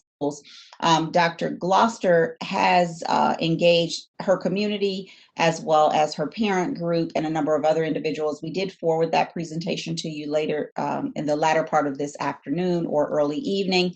And given the unreadiness of that community relative to changing the name of that facility, in lieu of changing the name of the facility at this particular time, not that it is taken off of the table and or out of consideration, we did want to ask that we continue moving forward with her memory in regard to a scholarship fund in lieu of a name change for the building on this day at this time, given all of the other factors that we have going on in our community.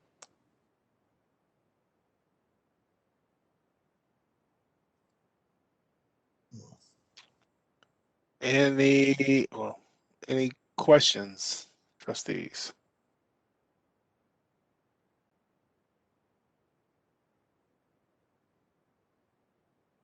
Okay. Monthly financial update.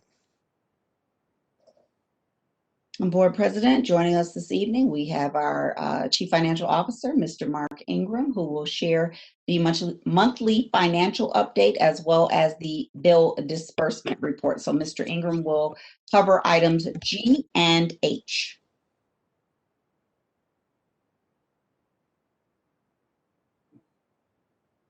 Good evening, community, board, Dr. Green, Southfield staff members.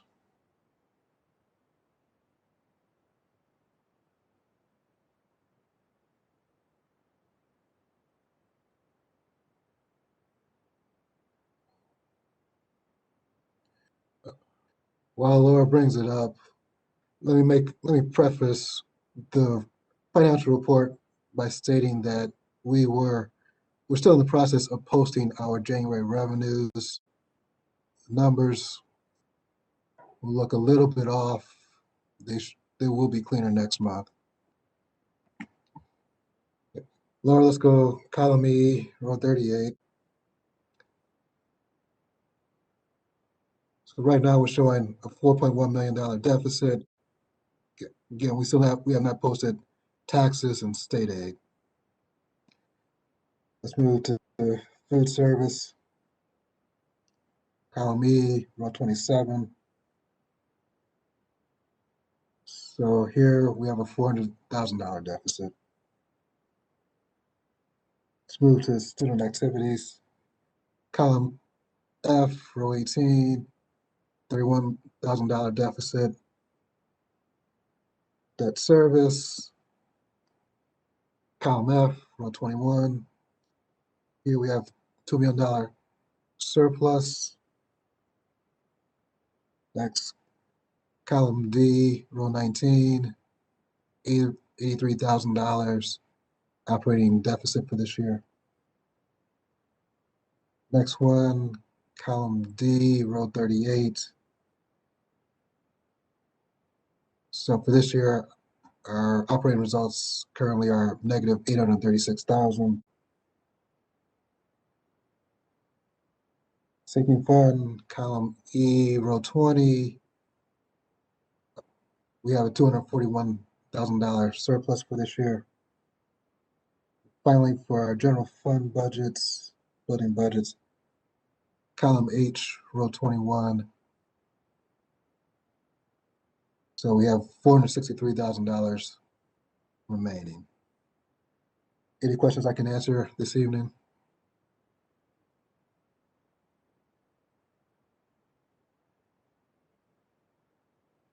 If not, let's bring up the bill disbursement report.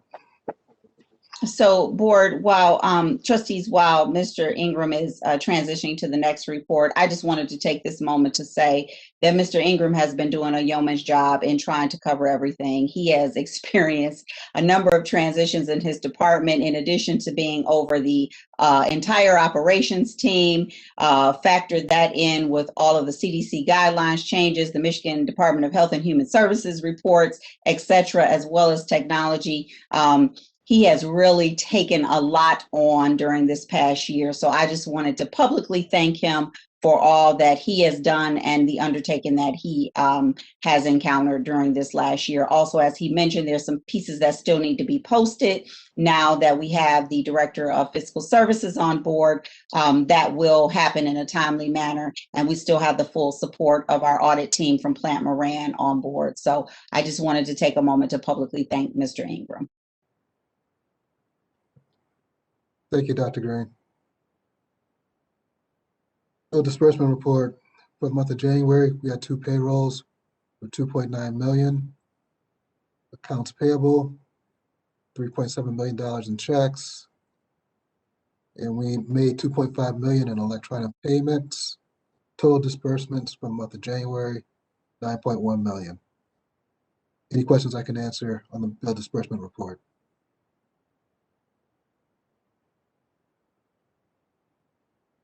If not, everyone have a safe and wonderful evening. You as well, sir. Thank you. Thanks, Mr. Ingram. Board President, I have a couple of questions as it relates to finance, perhaps, if I may. Yes, ma'am.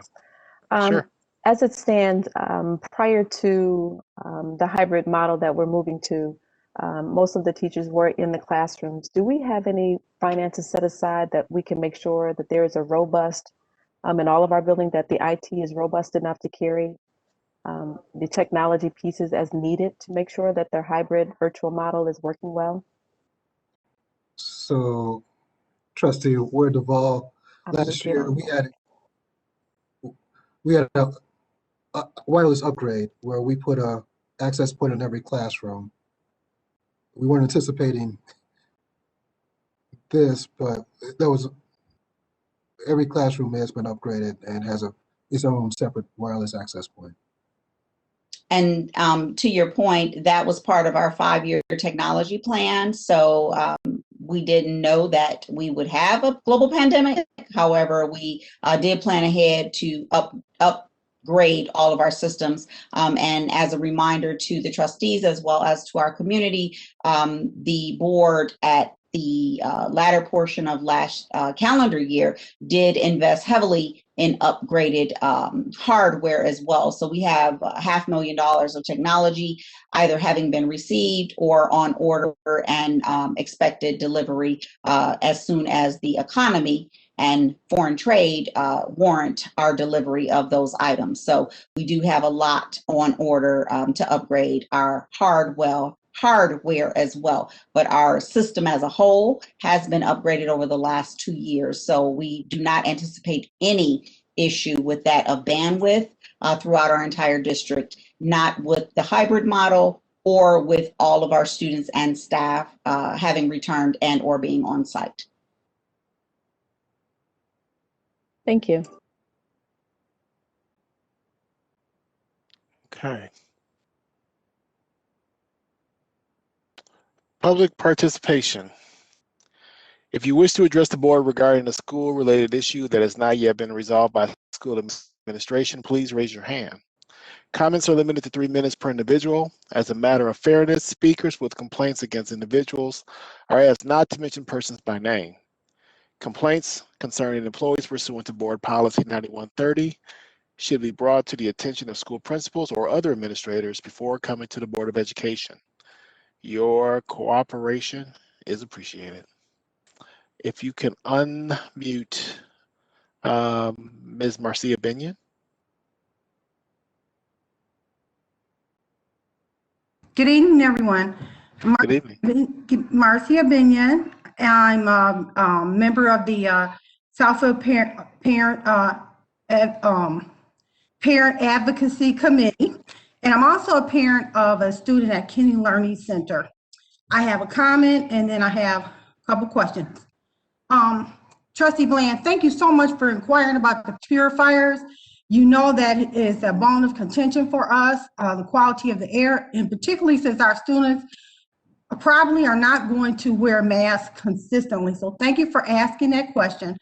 And thank you, Ms. Venable, for clarifying for us that schools will have them in the classrooms in addition to protective shields being available to our students. Now my questions that I have. KLC, how is virtual going to work when they are in school for 6 hours? How are the students that are at home going to receive instruction in addition to the teachers teaching the students that are in the classroom? Secondly, breakfast, lunch, meals. What time do the students eat? Because they're going to be there 6 hours. There's nowhere that they're going to be able to wait until a snack to take home with them. We have some big boys at our school and they like to eat. So if you could answer those questions for me, I'd appreciate it. Thank you. Okay, Ms. Binion, we'll make sure that you get a response to your questions. If you can please unmute Ms. Slate, please.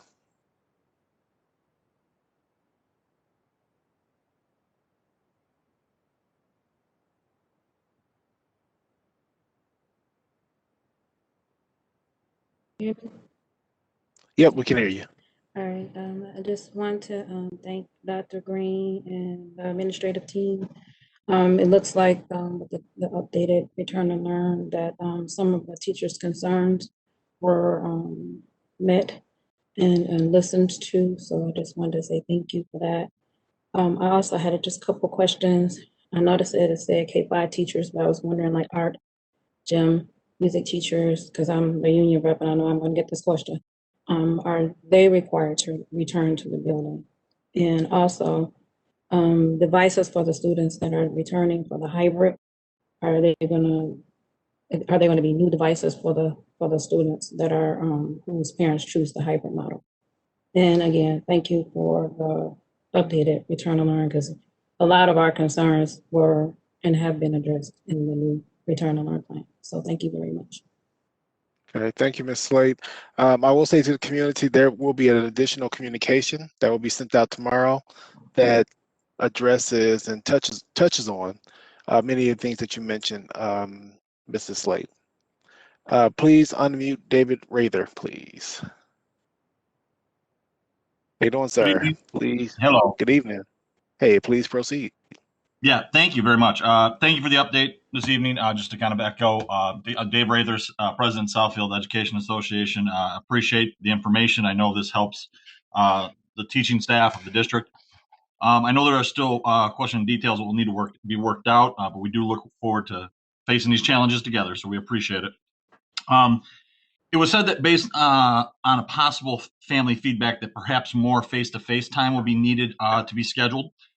Is the converse possible as well, having more virtual time? And I ask this out of concern for those who might still be restricted by health risks, but still have that desire to continue to provide instruction, support, and continuity to the students. We also understand safety, for all is and has been a driving force for these decisions, and we appreciate that. We recognize vaccines are only a voluntary option. However, as other districts have somehow organized vaccine opportunities for willing staff, I wondered about the viability for a similar option in Southfield. Also, with safety again being at the forefront of everyone's concerns, is it fair to assume a process for reporting safety issues encountered or witnessed in buildings will be shared and or developed? And consequently, and I appreciate the trustees bringing this up because this is a personal concern for me, especially as an instructor, will similar process be in place for technology issues? And again, I'm referring to more catastrophic things than just, needed to reset a password. If I can't provide instruction from my classroom due to an equipment issue or connectivity issue, I didn't know if response time would be better or has been considered. That's just a big concern for me, being able to obviously reach our students in our limited windows that we have as it is. So those are my questions. I appreciate it. I didn't expect responses now, but again, appreciate the information that was shared today. No, we're trying to give real time, Dave. So that's going to be part of that additional communication. So stay tuned. Okay, appreciate it. Thank you. All right. Please unmute Lisa Slack, please. Hi, good afternoon. As it relates to the hybrid model, for those students with the IEP that receive instructions from an ASD resource room along with instructions from a gen ed teacher, would that student be placed with the gen ed teacher from 8 to 11, or will the child be split between the resource room teacher and the gen ed teacher during this face-to-face learning period? Okay, that's one that I don't know, but I'll make sure that you get a response, Ms. Slack. Thank you. Thanks.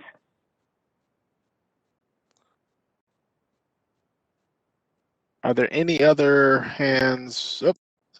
Mr. Green, please unmute Mr. Green. Thank you, President Hicks and the board. I'm going to reiterate what a couple of my union rep comrades and Mr. Rather said. I do know, as evident by the email that I sent each of you today, that these are difficult decisions, and I think a lot of questions have been answered. We do know that a lot of details still have to be hammered out, but I think this is a much better route that most of the teachers are going to agree with. I appreciate the fact that you listen to the teachers. Personally, I'm not able to come to the board meetings usually because I'm in my own board meetings, and I really want to say thank you and to Vice President Joyce and to President Hicks for responding to me in a timely manner on this subject. And hopefully this is a better route for us to navigate through together as a community. So thank you very much and have a good night. Thank you, sir. Please unmute Ms. Biondo, please. Good evening, board. Good evening, Dr. Green. Hello.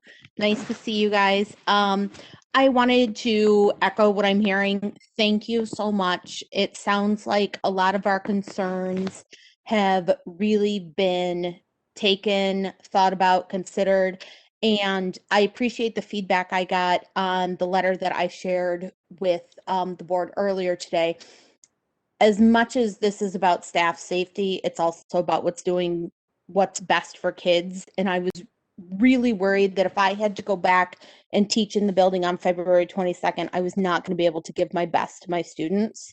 Things just wouldn't be ready. So I really appreciate that we're slowing down and taking more time with this plan. Just a couple quick things that I think still need to be addressed. One of them is I'm still concerned, and I know a lot of my colleagues are, about what's going to happen if we need to quarantine or stay home if we have any symptoms. There are a lot of us who don't have a lot of sick days, and having to quarantine because of one exposure could mean that we're starting to go unpaid doing our jobs. So that's something I'm concerned about. And then I just ask that you consider, if at all possible, that we extend the same choice that we're giving to our families, to our students, about whether they feel comfortable returning or not. If there might be some way, shape, or form that we could extend that to all of the employees in Southfield as well. I think that's it this evening. But again, I would just like to say, I've been watching the last few board meetings since the new board's been in, and I've really appreciated just the tone and that things seem to be going well and everyone seems to be working together well. So thank you for that this evening. Hey, we appreciate that. We appreciate you. Thank you. Thank you. If you could please unmute Crystal Sanford, please. Good evening, everyone. I just want to, I don't want to reiterate what has been said, but I concur with the attention that you've given to all of the questions, and that you are prepared with answers, and that you are showing empathy, as this is a grave concern. I have 2 grandchildren, as I've stated before, that are attending in the district. We don't live in a district, but I've chosen the district for their schooling. So I'm up against, as the grandmother, up against one attending, well, my daughter has selected virtual, and she's also a teacher, but she's a teacher in the charter in the district. And so perhaps maybe it's been stated, but do you have any like learning pods available where the children can learn outside of their home in a virtual environment? I will get you a response on that one. Thank you, ma'am. Thank you, and I appreciate it. And I also echo, I appreciate and congratulate the new board, and you guys are doing a fantastic job. We appreciate that. Thank you. Are there any more people from the public or key stakeholders that want to participate in public participation?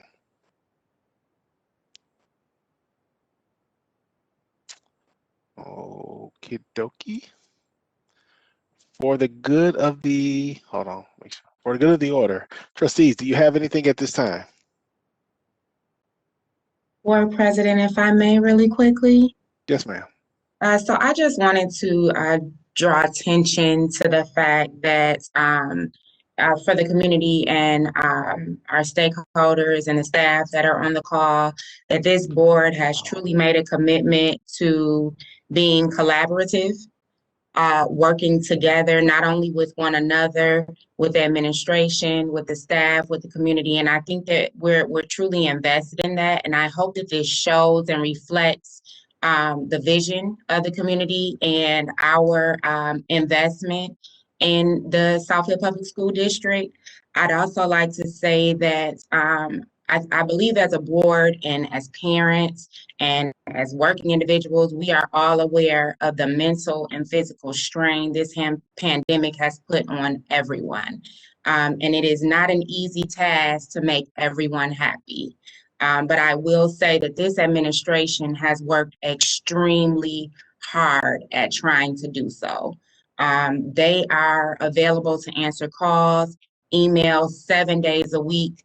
I truly don't believe Dr. Green sleeps. I know that I'm constantly calling the board president and the superintendent asking questions, trying to get information. So I just wanted to really commend everybody that has worked so hard to make this this bad situation a little bit better. And that was all that I had. I'm going to come back to you on some of the points you made. I think I may have missed a hand. So trustees, if you could hold off for a second.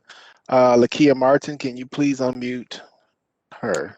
I'm just so sorry. I just was wondering if where this recording will be placed at, if so parents will be able to look at it if they missed the meeting. You need to give me $1 and I'll send you the link. I'm joking.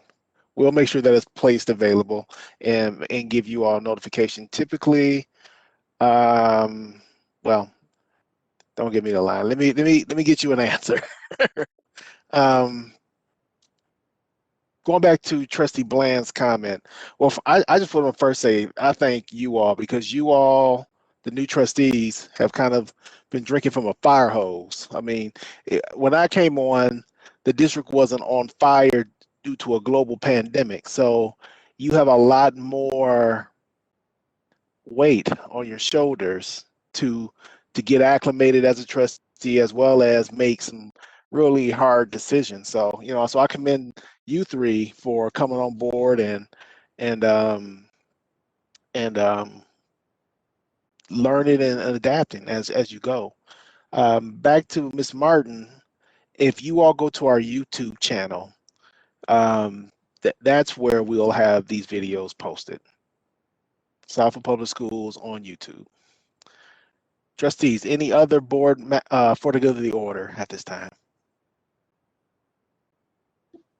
Board President, I'm not a trustee and I defer to if anyone else has good of the order prior to, but I did ask that you lift our community support efforts relative to our food distribution that is continuing throughout the month. So if you could just add that piece. So yeah, well, first of all, I want to commend because we were out there in a blizzard Friday and really cold the Friday before that.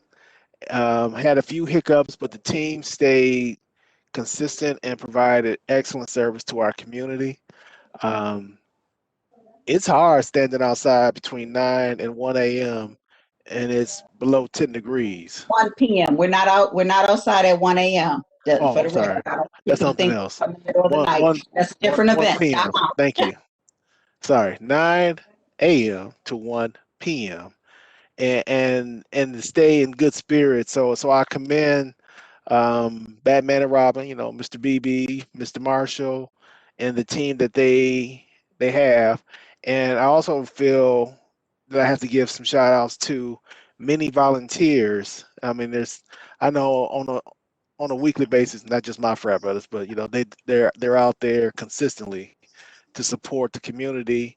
And they're not getting anything of it than the joy of helping others. So I appreciate you all for enduring the cold. It was a lot easier this spring and this summer, but this cold is no joke. But it's worth it when you feel that you've helped others. So again, this Friday, 9 a.m. until the food is gone.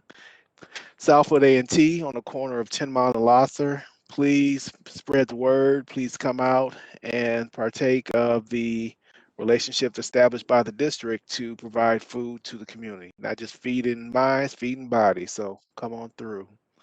Board President?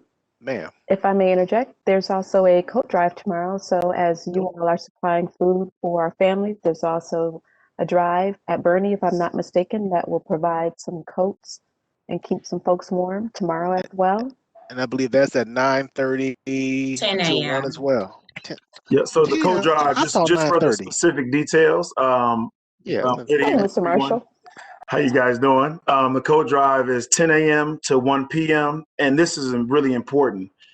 Its size is 3T to 16 youth. I don't want you to think, if it would fit a high school student or even a 7th and 8th grader, typically, depending on how big they are. So it's 3T all the way to 16 youth for boys and girls. And we have about 600 coats, and it's first come, first serve. And it is at Bernie Middle School from 10 a.m. to 1 p.m. tomorrow. Excellent. Still, And President. yes, if ma'am. I could add one additional layer to that, Treasurer Bland, before you report out, starting next Friday, not this Friday as in the 13th, but even the Friday of the winter break, our team will still be out there with the food distribution. As you all know, we don't really take a break, even when other people do. So we will still have that food distribution. We are going to add an additional layer of support with a COVID packet. In that packet, families will be provided paper towel, toilet paper, toothpaste, hand sanitizer, soap, and some other PPE gear to help them during this pandemic and to help them during this time of economic uncertainty. So that will begin the Friday of winter break, more specifically that of the 19th, I believe that's the date. The 19th. Yes. And I would be remiss if I did not say this, Board President, but you talked about how hard these people work outside. And you have Mr. BB playing music, keeping spirits up, Mr. Marshall making jokes. They're out there walking back and forth up the sidewalks. Like you said, it was a blizzard out there. It was freezing. I heard so many people say thank you, and just seeing the veterans from the community coming out and the families coming out, they supply hot dogs, water, and they're walking them to people's car. They're just not leaving them for people to grab. They're ensuring that people get these items. So as many negative things as anyone can find to say, they're doing 1,000 more positive things for the community. So, and I just have to say, yes, the members of Tau Phi Alpha Psi fraternity are such a pleasure. They really are. They really come out there, and there's not like one or two. There's 5, 6, 7 members of this team, and you almost have the whole administration out there working. And you don't see that often. So thank you to the administration and the team of people that are always working so hard for this community. Well said. Trustees, anything else for the good of the order? Board President. Yes, ma'am. And I would like to recognize Dr. Green and her administrative staff for being flexible and adaptable. If I could put something in quotations, it would be pivotal. So managing changes, I can't tell you from the executive orders, the emergency orders, the House bills, the staff surveys, the parent surveys, the community emails, and the number of board member calls, because I too have had a number of calls to Dr. Green.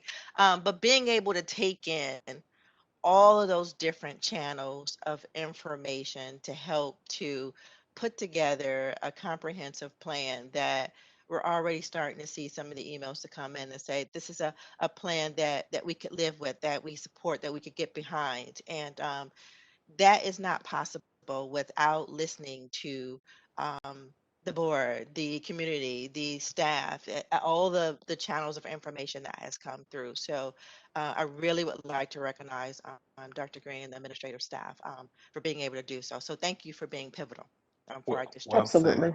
Well Trust the said. process. Absolutely. So trustees, I did bring up, I'm not trying to put y'all on blast or pressure, but I was wondering if we should try to figure out, or at least have the administration look at potentially March 9th as the date that we will begin to meet back as we did in JWE, but have them kind of let us know what limitations and or processes we need to follow to keep you safe, keep the community safe. Because we don't want to overextend, even if it's weird there, but we still keep the video conference model going so that the community can still participate, see us, hear us, and ask questions of us. I would But be in favor of that, of the latter.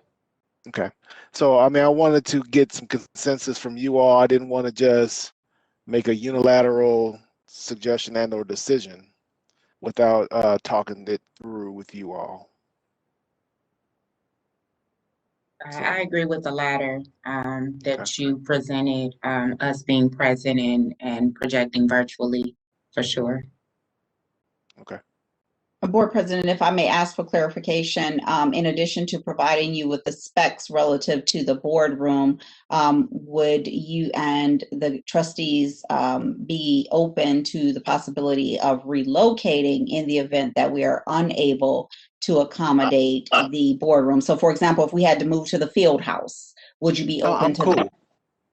I'm cool Okay. whether we have our own individual tables or socially distanced tables, however we can accommodate, even if we had to get some plexiglass, something between us. I mean, I'm open. I mean, I don't want us to incur a bunch of expense, but you know, until we all feel more comfortable, we still, as we're putting safeguards in for the buildings, we want to make sure we put safeguards in for administration and board members as well.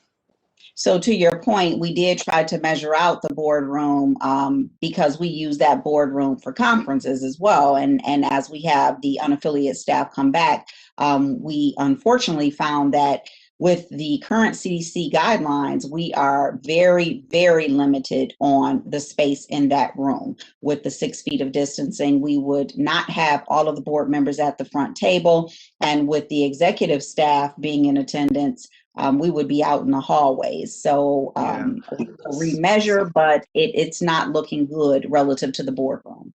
So Dr. Green, what I'm envisioning when you said field house, if we could have individual tables there spread out, we're going to be connected on our devices anyway, so that the public can see us. So we can be spread out. We don't have to videotape us there, but I at least will want to show some solidarity that we're not going to be on screen, you know, while we're asking others to come in the building. Understood. Thank you. So it's more of a gesture than if anything. But if the trustees, you all cool with that? I saw a few head nods. I mean, we don't need a formal vote. I just want to make sure that we've discussed it at the table. Okay, excellent. So future meetings, February, is that right? Tuesday, February 23rd, 2021, 6 p.m., special board meeting / study session. And Tuesday, March 9th, 2021, 7 p.m., regular board meeting. Meeting adjourned at 9:44. Thank you all for all your hard work and dedication. Thank you, trustees. Good night, everyone. Good night. Good night.